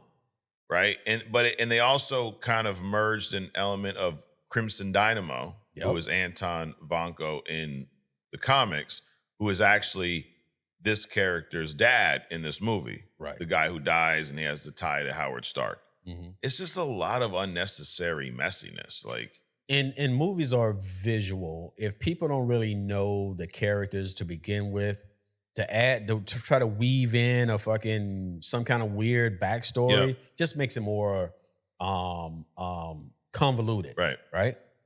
Makes it more muddy. It felt muddy. It felt messy. Like, we never had any clue to why this motherfucker had whips. It's not the most practical weapon. No. So why would you go out of your way to create whips as a weapon when there's guns, there's fucking repulsors, there's all kinds of other tech? Why would you create something that would tether you to your target? That too. That's why you have missiles, guns, correct, fucking ray blasts, all the shields, all kinds of shit, hammers, all kinds of shit. Yeah. But you want to be able to whip. You want to throw something at somebody that they could potentially catch. Yep. And it's almost like having a cape as a superhero and shit. Right. In a plane. I think it's worse. A cape in a plane. But and you never explain why this mother, did he just have a fascination with whips? Has he been at a lot of Diddy parties? Like, what the fuck's going on? Probably Diddy parties. Probably that. Yep. There's a cool little retcon. There's a kid in the Iron Man mask at the expo. Remember in the end, the big fucking, got all these drone fighting and whatever.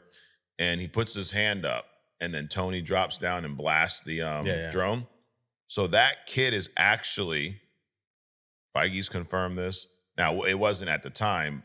It was a retcon. But that kid is Peter Parker in the story. So that was his first, because the expo takes place in Queens, Peter's hometown. So it makes sense that, he's got this little kid. He's a fucking kid genius. Why would he not want to be at the Stark Expo, right? So that was a cool little retcon there. Lines up perfectly. But what do we have shows like that anymore? Like real, like future shit? I mean, I know there's like the CES, which is basically it's supposed to be. After you read, here's the problem with reading comics. And I will tell you guys what the problem is with reading comics. Oh, shit. The problem with reading comics is your mind expands so much that you start to just look around you and like, where's this shit? At least for me. Yeah. It's like somebody come out like Elon Musk, right? With the Tesla. It still fucking runs on tires. Yep. You still need, fossil fuels to fucking charge up your battery. Right. All you did was take a car and put an iPad in it, right? He's done nothing innovative. Nothing. No, well, the only thing innovative he's done is figure out how to get his kid to fuck with Trump in the White House, in the Oval Office.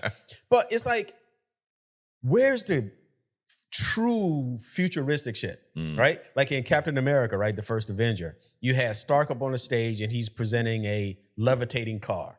That's future shit. Right. You know, Yep. not like we got today, a bunch of AI powered fucking robots and gardening tools. That's not futuristic. That's adapting something that already exists. Where's the true future shit? It's right here, Adrian. It's me and you. It's this there we go. podcast. It's about the only future shit you're gonna get, dude. Damn it. This movie sets up a lot too. The debut of Black Widow. Okay. Remember, she was Natalie Rushman, the assistant. She's working with him. I want one of those too. Yes. I mean, it was probably the best. I mean, it was her intro, but this was a great intro for a human character on the side. Like, Sure. And then how quick she changed and how visually, like the acting when she was in disguise as Natalie Rushman versus being Natasha Romanoff was like two different people. Right. It was awesome. And once she put that Black Widow suit on, she was meant business. You're like, wait, where's the flirtatious ditz that was like, oh no, she's a, expert fucking spy. I mean, Clark Kent, Superman. Yeah. I mean, you got to pull it off to where there's no way, even if you could like split yourself and put yourself side by side, there's no way this is that. Right. Which is why I say she's perfect for Gilda Dent if she's going to be the holiday killer as well. Playing the wife, oh my God, I love my husband. And behind the fucking scenes, whacking everybody. She's done some amazing things other than Major. Yeah. I'm just saying. Yep. Ghost in the Shell? No. That one just you can't get past No, that but one. I mean, she's and it's not even the acting, it's the fact that there's a billion fucking Japanese. Right. Right? Yeah. It's a Japanese origin movie. Put somebody Japanese in it. Yeah, makes sense. But she's done a lot of duplicitous shit when it comes to characters. Yeah. Right? She's amazing stuff. Right.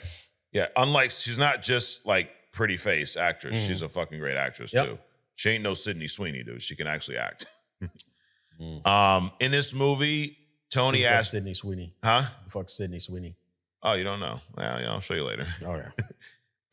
Tony asked Jarvis to get him files on the Pegasus Project, which is the Tesseract research that we saw in Captain Marvel. So there's connectivity there. And Project Goliath, which was Bill Foster becoming, Giant Man, which is actually a plot point later in the MCU in Ant-Man and the Wasp. Senator Stern, remember this fella? The guy who was trying to get Tony suits? Yeah. The guy who, at the end of this, presented Rhodey and Tony with the awards, the medals. Right. In this movie, you think he's just trying to get the suits because he's the government and that's what governments do. But actually, we later learn in Captain America, the Winter Soldier, he's part of Hydra. He's trying to get these suits for Hydra. Right. So it's a lot deeper there as well. And then at the very end of the movie, there's Tony and Nick Fury talking in a warehouse. There's a holographic map in the background, and there's a circle highlighting a location in East Africa, which is Wakanda. Then there's another circle in the middle of the Atlantic Ocean, which ended up being Talokan, which, Atlantis from the comics. So these seeds were planted so long ago. Right. All right, Ivan Vanko. That is our Whiplash in this movie. His MCU origin, he's a Soviet physicist and a criminal. He's the son of Anton Vanko, who's Howard Stark's partner back in the day. This is one of those kind of ghosts from the past type story. This movie adapts a lot. I do think it's a little overstuffed. Like, they adapted part of the Demon in the Bottle story, where in the comics, Tony's a full-blown alcoholic and it's destroying his life. And then Rhodey takes over as being Iron Man. In this, we see Tony lose it at one party.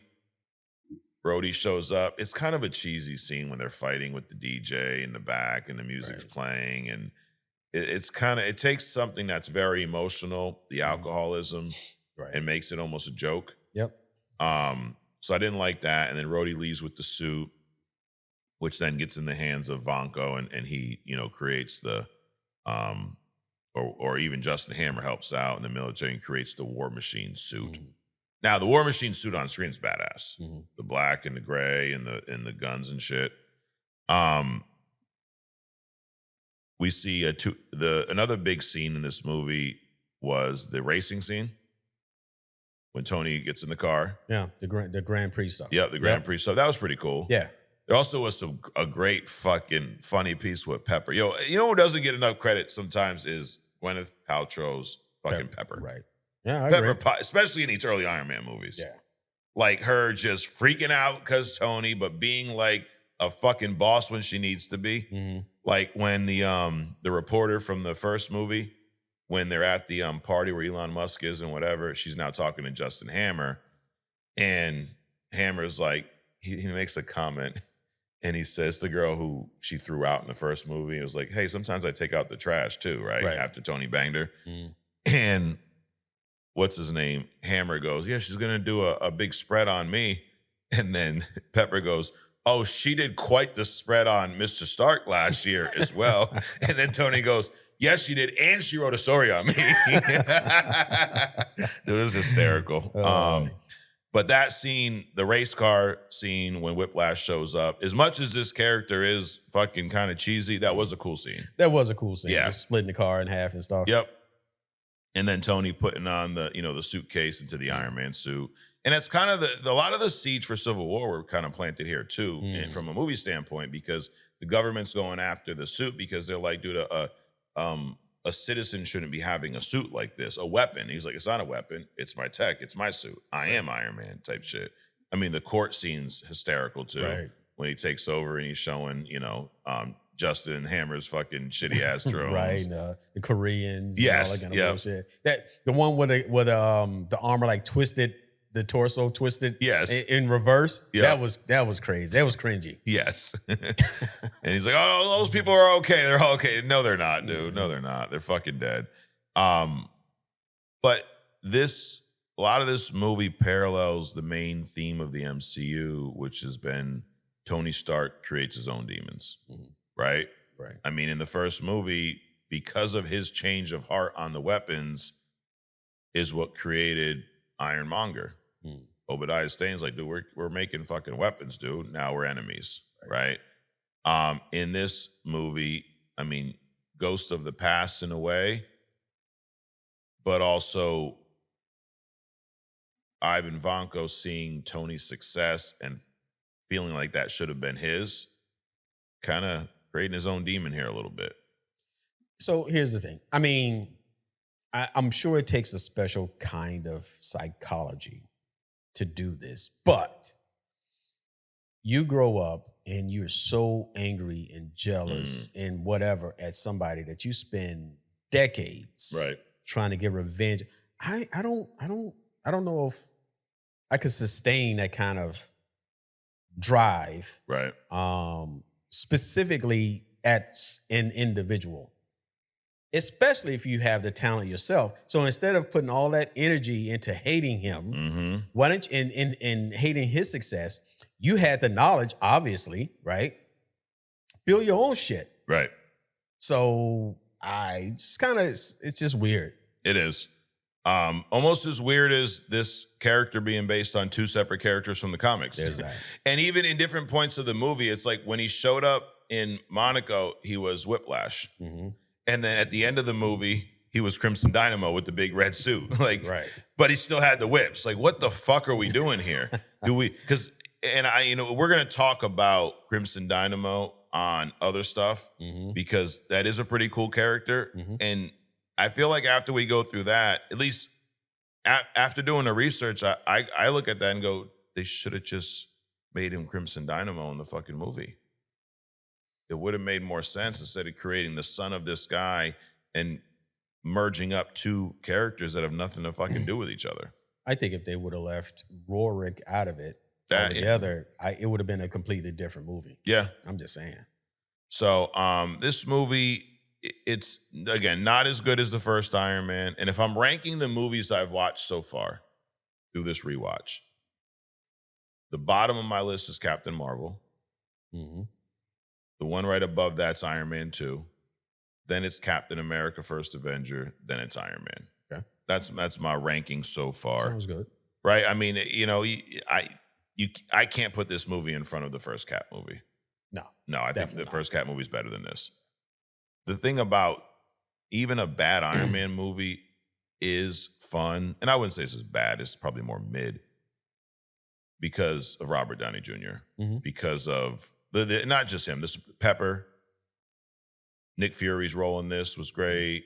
Coulson in the background, Black Widow. I mean, it had a lot of saving grace. The end was a little overstuffed too with the 100 fucking drone. I just don't like shit like that. We don't need a million fucking mindless drones running around in every. If it makes sense, yeah, but it was just a little too much, dude.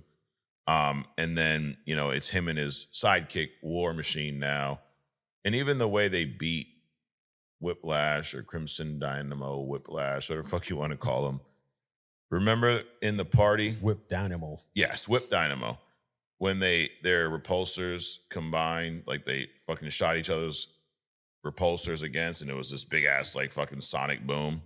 That's what they did there. It's kind of goofy, but sets up a lot. It is a much better watch in this order as well. So it was fun. I was glad to revisit it. We'll talk more about these characters specifically on other stuff. And next week on our road to Doomsday, the watch is The Incredible Hulk. This is a movie. I don't hate this movie like a lot of people. A lot of people shit all over the Edward Norton. Yeah. It's going to be refreshing to watch Hulk just smash shit. Right. Which we haven't had enough of in a long time. So I enjoyed the movie. I was just upset that they switched from, and it was probably Norton's fault, but they switched from Norton to Big Head over there. Yeah. Well, if you believe the, unverified rumors, he might be a goner. No. I mean, I hope he doesn't get fired for that, but if they replaced, him, I wouldn't be upset either, Right. But anyways. All right. Well, that is the road to Doomsday. Next week, Incredible Hulk. Now, Adrian, we get into We Respond. Got a handful of comments here before we get to the hidden gem and peace out this bitch. Jay shot it. Jay was on the live this Friday. AWOL, my guys, appreciate the advice you gave for sure. Great hidden gem this week, as I never knew Cheetah was that strong or important to DC and Wonder Woman. Yeah, I don't think any of us did. Yeah. Wonder Woman debuts with a 90% on Rotten or Wonder Man 90. Yep, definitely talked about that. So I'm hoping that maybe it'll be good. I think it will be. Invincible Season 4 trailer just dropped. It looks awesome. Nice. So with that being said, Adrian, we got to do something to convince Mike to watch. There's no convincing. He'll get to it when I will get to it. It's just time. I am convinced to watch. I just don't know when to watch it, He says, keeping up on the Invincible talk, I think Adam Eve would be a great hidden gem. She is a very powerful character within the Invincible universe. And has a special dedicated to her origin and childhood as well, if you want to check that out during your research. Okay. We probably just talked about her, but I did talk about because she actually got killed. Yeah. But okay. And I know we talked about this because she basically that race of like Kryptonian like people, which is the father is from. Yeah. Basically came and like murdered her, right? Okay. And what happened was she was like Jean Grey. And you remember when and Charles like put these blocks, kind of like Reed did with Franklin, put these blocks in her mind because she is so powerful that they didn't want her power being unleashed as a fucking child, right? Right. So she basically phoenixed out this bitch after he killed her. So I know we talked about her. We didn't talk about her origins, but she is probably above Phoenix in Marvel when it comes to power. Because she's like Molecule Man. Okay. She literally can transform things at a molecular level. Shit. I'm still not going to go watch it today. No, But it's on my list. No, you got to watch the snow, dude. You got I do. to get, Oh get, my your, God, get, the your, snow. get your fucking cocoa. 100 inches of snow. Oh my God. Or 4. OG Dirte says, Adrian, we got to talk about the He-Man teaser trailer. Are you excited? Have you even seen this? I have not. No, yeah, I guess one dropped. They were asking me all about it Friday, and I'm not I just have never got into He-Man. I don't even know anything about that. I had He-Man toys as a kid. That was about it. So, they've done a decent job of He-Man. I was assuming that there was going to be a movie. yeah. I didn't hear any rumors about it, any of that bullshit. But when things started showing up, like, Pinterest, things like that. So I just hope the movie looks as good as the stills that I've seen. Okay. But He-Man, and then also what's the other one? Ooh, Thundercats. Someone else was saying they hope there's a Thundercats movie at some point. Well, the Dark Dad returns, and he says, AWOB, fellas, Adrian, I almost crashed when you said House of Cow Teat. I need that on some merch. Don't be surprised if I change my name from Dark Dad to House of Cow Teat. I think you should change it to that. The Dark Dad of Cow Teat. This is why I listen every week. It's like we're having great laughs with the homies. Also, I'm just catching up from the holidays, and I think you said you read regular books as well. Got any recommendations? I just read It. Welcome to Darius. Definitely worth watching if you liked the book. It was literally the first giant book that I read. Really? I read it. So when I was in the Navy, submarines, we had this small library, and I was like, well, we're gonna be down here for a while. Yeah. So I got that fucker, man. It was like that.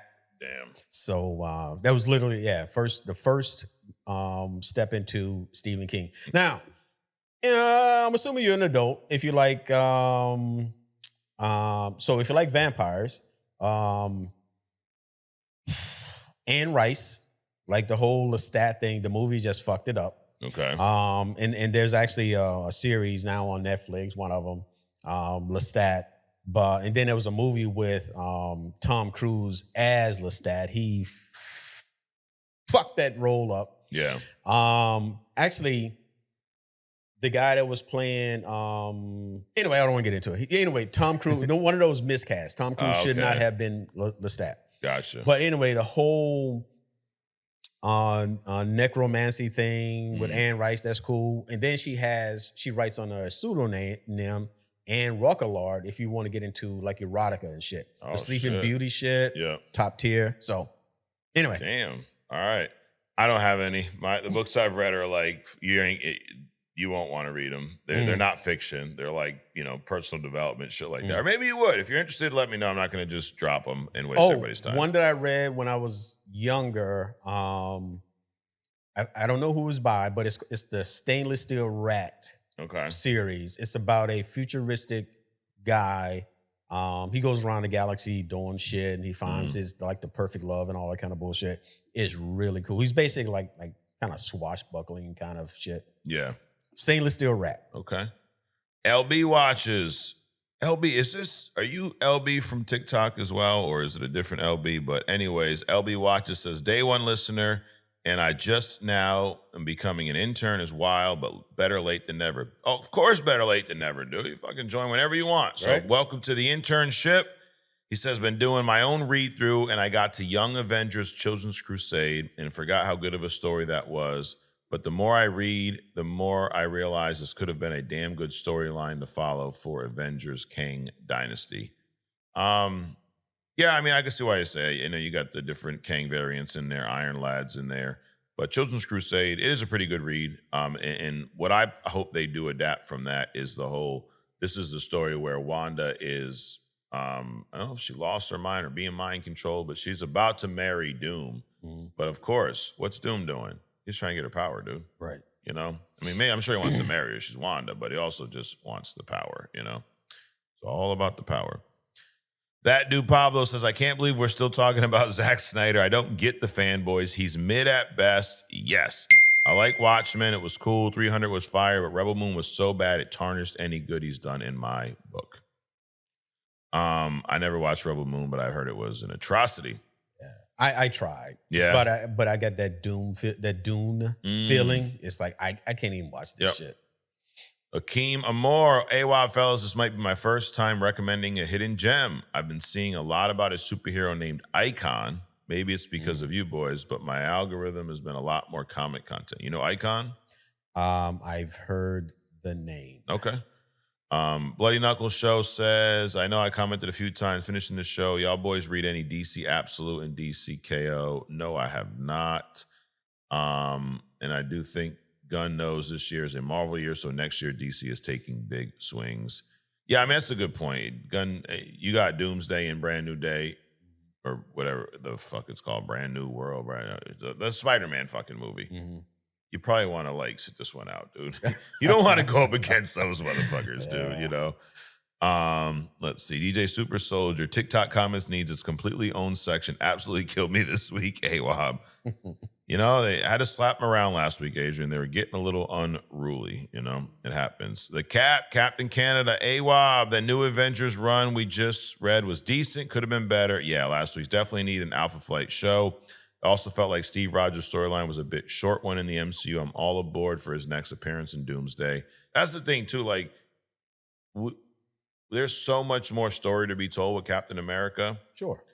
So, again, I did like Sam as Cap in that last movie, but I'm also like, dude, there's so much more we could have told with Steve Rogers first. Absolutely. We didn't need to make that change at that point. That's really my only issue with the change. You can go 10 years on Steve before he goes to fucking sleep. Yep. You know, back in the war days. Because he has so much skill, not as much T'Challa. He has so much skill. Where did all that shit come from?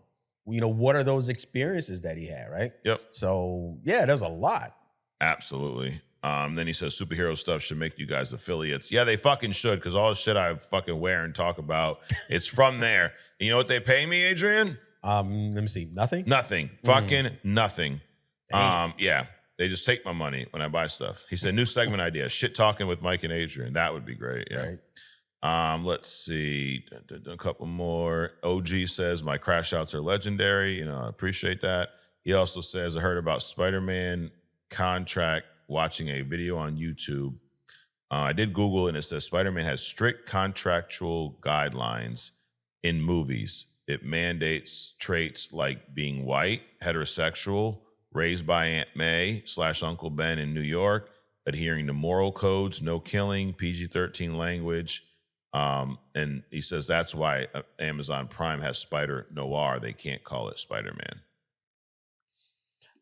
All that makes sense, which also means that you're not going to have any female Spider-Mans, right? Correct. You're not going to have a gay Spider-Man, which I think is a good thing. Yeah. Right? Yeah, dude, that would prevent a lot of unnecessary race swaps. Right. Right? Like, and it's not just a white side, this side, like T'Challa has to be black. Right. Right. Actually, T'Challa has to be African. Right. Right. Portrayed as African. I know Chadwick Boseman was not African. He's African American. I get that. Right. He portrayed the he had a accent, the whole deal. But my point is he should feel like he's African. Right. Halle Berry, Storm. That type shit. I'm okay with shit like that, dude. Yeah. This character should be a male and should be white and should be in his 30s. This character should be Asian and should be, in his 50s. Whatever the fuck. Whatever the fuck. Let's have some rules behind shit. Because it keeps it consistent. You know? Yep. And for some reason, they're sometimes are not for consistency. The fuck. All right. Charmander forever. Speaking about forced hate, the Zack Snyder hate from you two is so forced, he says. Now, this isn't even TikTok. Now, Charmander. Wait a minute. So what? It's forced hate. Like we're pretending we don't. Forced hate. Yeah. So you're saying like Forrest Gump or something? No, well, he fucking sounds like Forrest Gump over here. Did mama get you a box of chocolate too, you motherfucker? Forced hate. There's no forced hate is like something that is universally loved. Infinity War, right? And you come on here and go, the movie fucking sucks, dude. When he snaps, it's so fucking stupid, and the gauntlets and this and that. Bitch, shut the fucking fuck up. It's not forced hate when someone is as mid as motherfucking Zack Mid Snyder should be his new name. That should be, can you change his name to that? Zack Mid Snyder. I like it. Sounds better, right? Zack Snyder's Justice League. Be fucking great. Fucking just rolls off the tongue. Fucking forced hate. Jack Mid, is that one word? Yeah, Zack Mid. Hyphenated? Let's hyphenate it like Spider-Man, yes. Fucking Charmander. And bro, why your name's fucking Charmander, dude? Some little bitch-ass fucking dinosaur fucking Pokemon. At least be Charizard. Charmander forever. The fuck out of here. Forced hate. Dude, Rebel Moon sucks moose dick, right? I mean, fuck. The what else does this motherfucker make? Batman vs. Superman, post-shower Shad if I've ever seen one myself, and then the fucking 5 different Justice League cuts that all suck the same moose cock. I mean, come on, dude. The fuck out of here. 300 was good. I'll give him that. And a lot of people glaze Watchmen. I'm not one of them, but I can see why people like it. It ain't forced hate, dude. I'm actually forcing myself to try to like Watchmen, even though I really don't, so people like you don't go fucking crying about it. Yes. Nick Casillo, my man from New Jersey. You guys already covered the rumor that Infinity War is going to re-release in theaters. Did they pay you for this idea? Also rumored to have a new post-credit scene. We covered Endgame. I don't know if you meant Endgame. I don't remember Infinity War being re-released in theaters. I mean, I'd be down with it, but I think it was Endgame new post-credit scene. But yes, we talked about it. Justin, here's another fucking stupid one. Keep the politics out of the comic book world, please. Motherfucker, do you even know why comic books were created? Some political shit. Political shit. Keep them out of the comic. They've been in comic books since they first started fucking printing them.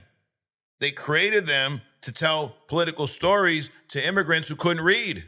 Imagine that shit. What do we do now? We just fucking knock on the door, snatch them up, and shoot them in the street. Oh, actually, we do that to U.S. citizens, too. My bad. No, fucking keep politics out of the comic book world. It's like saying keep superpowers out of the fucking superhero world. Got any other fucking dumb suggestions? He could keep himself out of Only Comics. Bam, there you go. I'm just saying. And then we got Metalhead. Hey, guys, another great show. See that? I know you guys have seen the memes about Trump accepting awards from other people, like Optimus giving Trump the Creation Matrix or the Karate Kid giving Trump his trophy. Yo, that's hysterical. Looking forward to seeing Thor give him Mjolnir or Thanos giving him the gauntlet all in Doomsday. Anyways, well, he'll accept them all. Yes, he would. Yeah, well, thank you very much for the award. Everybody believes that I deserve the gauntlet, Thanos. Anyways, that is We Respond. I don't even really have any bad TikTok comments this week. They all left them on fucking Spotify. That's what happens. I smoked them on TikTok. They're like, we'll show you. We'll go to motherfucking Spotify this week, you know? There was one guy on TikTok that said, I don't think the MCU is dead. I just really hope that bad writing and woke signaling is dead. Woke signaling. And we've covered that a million fucking times. Like the true definition of woke is what comics have always been. They pay attention to social justice, they pay attention to issues, and they call them out fucking day in and day. That's why everyone lost their mind about Superman. Like, oh my God, they're attacking Israel in this movie. Like, dude, they've always talked about overseas wars and what was wrong and right about them. It's just, if the shoe fits, fucking wear it, you know? Anyways, that is We Respond. Moving on, Adrian, to Hidden Gem this week. Who is it? What you got? All right. So it's not a who. Ooh. It's a what. Okay. Why is Gamora? We're gonna do some salt and pepper shit today. Oh shit. Let's talk about sex. All right. Hide your kids. Hide your kids. Hide your wife. We'll keep it PG-13. Okay. So this week's Hidden Gem is. So we talk a lot about Sue and Namor. So, but who else is fucking who else in comics, right? Okay. So that's what this week's Hidden Gem's about. Who's hooking up with who? Now you got your regular people that you think you know what's happening, like the Sue and the Namor, right? Then you got some more obscure things, and then you got some things that you probably be surprised that is not happening. So we're going down the list. All right, so we're going to cover characters hooking up across Marvel and DC, right? So we'll start with, the characters with their most romantic partners. Who would you think in Marvel is that person? With the most romantic partners? Right. Tony? Yep. Okay. And what about DC? Oh, boy. Of course. Bats. Well, you might be surprised that Dick Oh. is probably neck and neck with Bruce. Okay, I'm not surprised. Right. Yeah. So Marvel's top romantics, Tony Stark, the undisputed playboy, Yeah. right? Long list of partners, including Pepper Potts, Janet Van Dyne, and you know who that is, right? Yep. Wasp, Black Widow, of course, and many more. Wolverine, never thought. Well, you kind of like move him toward Jean Grey, yeah. but you got to remember he's over 100 years old. Correct. So he's had a long He's been list, hitting right? skins for a long time. Right. So he's lived over a century. He has a long romantic history, including Jean Grey, Mariko, the Silver Fox, Storm, and others, right? Daredevil, we know he be hitting the skins all the time, right? He's known for his intense, often tragic relationships with Electric, Karen Page, Black Widow, and more.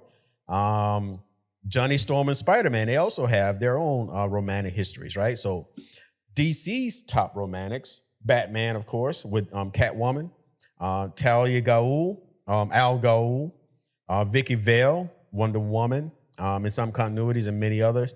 Now, the thing with I'll get to that. Nightwing,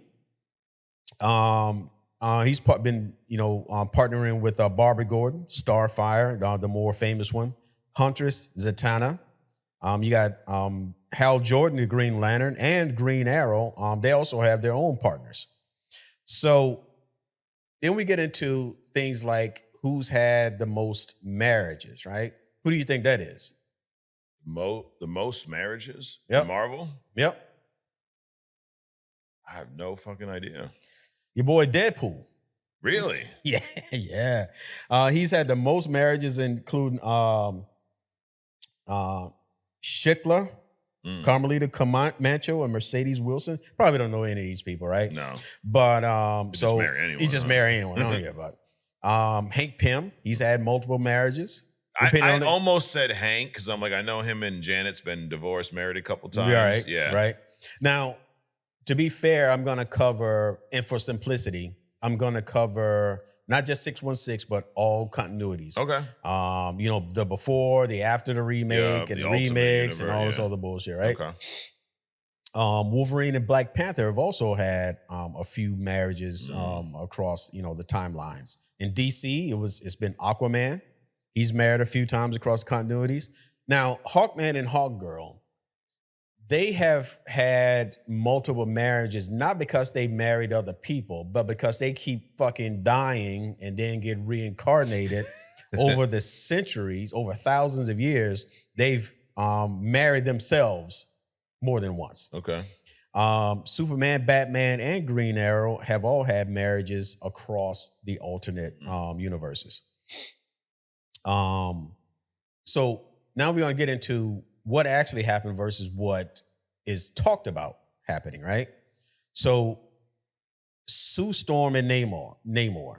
Now, yeah, I've called Sue a hoe a couple times. Damn. It's probably unfair, Yeah, right? that's not nice. So, but she's actually never left Reed. Well, she's physically left Reed a few times. Fuck you. You don't recognize me as the leader of, Fantastic Four or 5 or 3 or whatever it is. So I'm just going to bounce, right? So she's like left him, but she's never left Reed. Now, she does have a long-running, like, emotional thing with Namor. They have kissed, but supposedly they've never, bumped uglies, right? So Sue Storm and Dr. Doom. Now, Doom is fixated with Sue, even to the point where he's kidnapped her, or he set Reed up just to be around her. I mean, just all kinds of crazy shit, but she's never reciprocated Doom's love or lust after her. Batman and Wonder Woman. Now, there's an attraction. They have been in some continuities married, but in 616, they have not. They've talked about relationships. They've had a couple kisses, but for the most part, they've kind of stayed away from each other because they always think that it's going to affect their mission. Got it. The other thing about Batman and Wonder Woman, so out of all of this, so we get into like age gaps, right? So Bruce and most of his chicks have always been around his age, right? Except for Wonder Woman. Now, depending on who writes Wonder Woman is really like 3,000 plus years old. So you got Bruce, who is, 30-ish, right?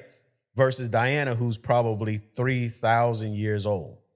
Then you got Wolverine and Jean Grey. We're talking about age gaps here, right? Wolverine is probably 100 or a couple of 100 years old. Jean is in her 30s. And then you got Namor and Sue, kind of the same thing. Namor is at least 100 years old, right? And then you got Sue, but he's physically fit. He, keeps himself up. So you got Namor is probably 100 years old versus Sue, who's like in her 30s.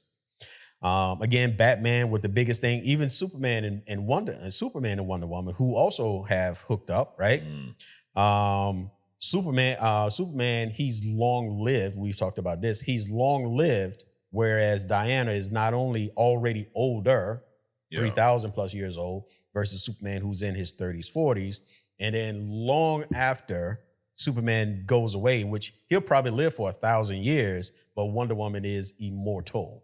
So he will probably, unless she just gets taken out, he will never catch up to her in age. So Superman is like Bruce when it comes to Wonder Woman. She's at least 3,000 years older than he is. Damn. She's a cougar. She's a cougar.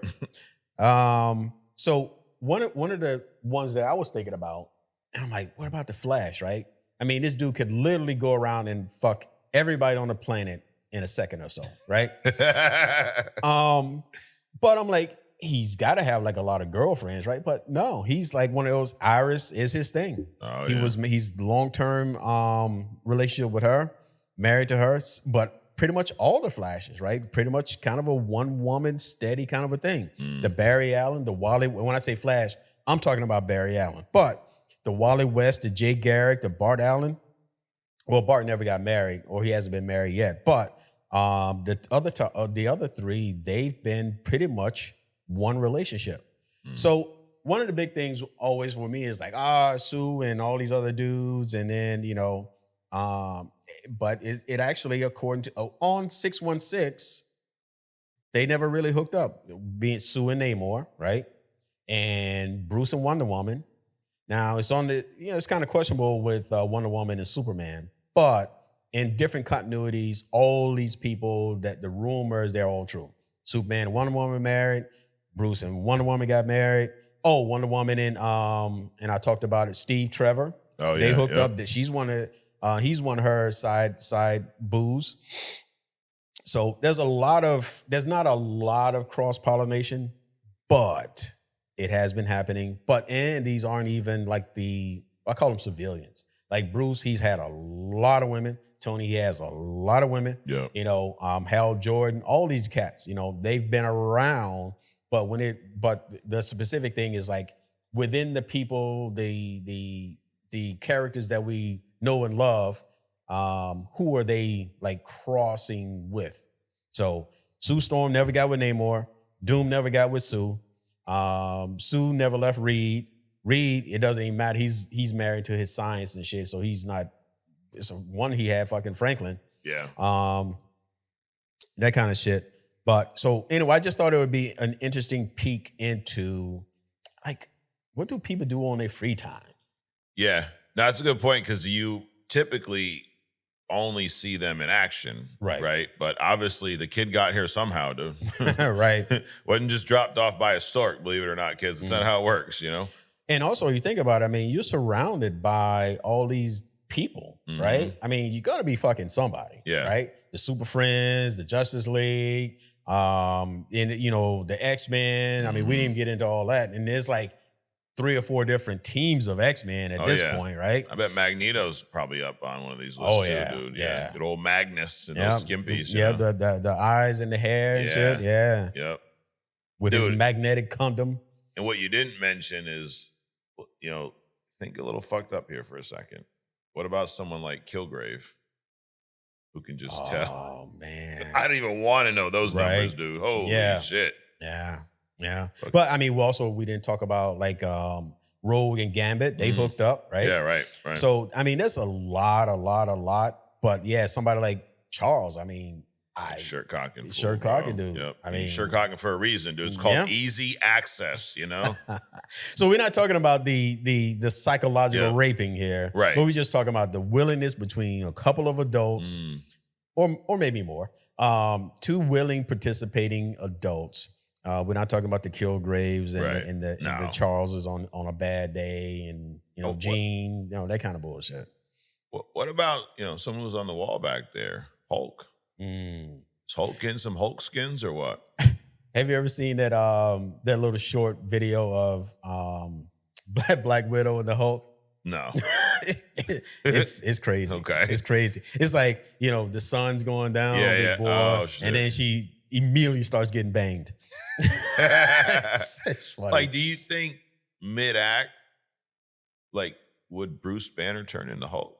Would that, I can only imagine that would be deadly for the it for would the be other deadly. person. But I mean, is that like your heart racing type thing as Banner? Does that then, or is it specifically angry? I don't know. These are hard questions. Yeah, I mean, he could have an episode. Yeah, because he has been kind of shown to be kind of weak in some of these movies. Emotionally weak. Right. Just anything pisses him off. That's what we have AI for, to answer those types of questions. Sure. Can somebody like Superman have sex with a normal person? Imagine he would just shoot right through fucking some Lois person. Lane, right? Yeah, I guess. Yeah, she's really strong. Yeah. Well, great hidden gem, dude. It's almost like in time for Valentine's Day, Adrian. You could have saved that for a week. It could have been a romantic hidden gem, But anyways, well. We try to cover as many bases here as possible. Yep. And to quote something you just said, Adrian, the sun's getting low, big guy. Yeah. We're getting to that point where we wrap up the show with a little agree to disagree. I got a handful of my opinions as of today. I have the right to change my opinion today. I can change it by the end of this fucking segment if I want. But I got 6 or 7, as the kids say. 6 or 7. 6, 7. Oh my god, he said it. Can't even fucking count anymore, dude. Right. Anyways, agree to disagree. Adrian, are you ready? Let's do it. Let's do it. Here we go. Number 1, Avengers Secret Wars should be broken up into 2 movies. I agree. Number 2, the best opening scene in the history of comic book movies is the Dark Knight bank heist. Disagree. The top 3 in any order are the bank heist from the Dark Knight, the X2 White House attack, and Thanos on the Asgardian ship in Infinity War. I do agree. Marvel should not fire Mark Ruffalo for the comments he made at the Golden Globes. I agree.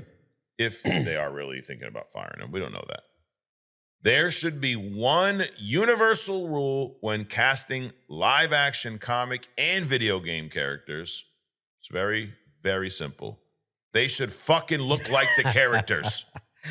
There's that. Is that hard with the amount of different looking people in this motherfucking world? You would think it wouldn't be that hard, but apparently it is. Shit. We even got reptilian people that can change their face. You know what I mean? Like, come on, dude. Is it that fucking hard? No. Robert Downey Jr. looks just like Tony Stark. Yep. Right? Ben Affleck looks just like fucking Bruce Wayne. The writing. Not quite, but he's good enough. Henry Cavill. Yeah. Superman. Even David Cornsweet. Superman. Sure. Margot Robbie. Harley Quinn. And then you got motherfuckers like this next one. Sophie Turner is not Lara Croft. No, she's not Lara Croft. And I'm not looking at it from it's because of the body. No, I'm okay with them being some physical changes because not everybody can be physically the same size as the comic book characters, right? Like the fuck they can't. I mean, come on, dude. I mean, how many starving artists are there out there that probably look more closely like a Lara Croft? Why these big motherfuckers? These big motherfuckers out here that could be a Bane or or even a live action Hulk almost. You know? I mean, I doubt if you have too many. Well, that's where I was going with the stretch. Like, to get someone to be Hulk size. Yeah, I understand, but still, I mean, why is Mark Ruffalo supposed to be like this nerdy genius. Right. No, it doesn't work that way. Nope.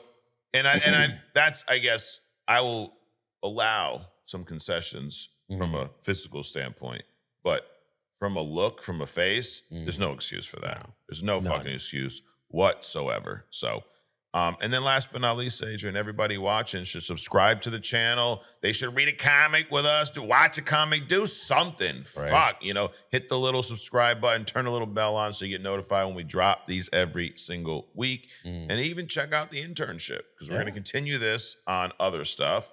We have, we're going to talk about your boy Whiplash / Crimson Dynamo / whatever the fuck his stupid fucking name is. And we're going to finish up our story of the Anunnaki, the true telling of our history. Yeah. The truth. And you should fact check everything that we said here today. No, you should not fact everything. You shouldn't fact check? No, you definitely need to fact check. Oh, you need to. Oh, it's not a should, it's a need. It's a necessity. Okay, I like what you did there. Well, Adrian, it's been fun. Absolutely. You got some snow accumulating outside. Oh my God, there's 400 inches out there. There we go. There's like 2. But if you're buried, if you're covered in snow, at least you have this podcast to entertain you for a few hours. So and if you just happen to go out, be safe. Be safe, absolutely. Adrian, thanks for coming out. Absolutely. Guys, thanks for watching. Subscribe if you haven't already. Get ready next week. Incredible Hulk on the road to Doomsday. On the road to Secret Wars, we got some Civil War prep. All those links are in the description for the comics. If you need the Marvel Unlimited app and don't have it already, that thing is worth the few bucks it is each month. There's an affiliate link in the description if you want to give us 4 cents when you subscribe. And I promise we're not going to retire. We'll keep doing this even if we do that. And if you like my hat and you want some merch of your own, go to onlycomicsmerch.com. If not, just fucking show up here next week, because that's where we'll be. Only Comics, same time, same channel. We'll see you next week. Peace.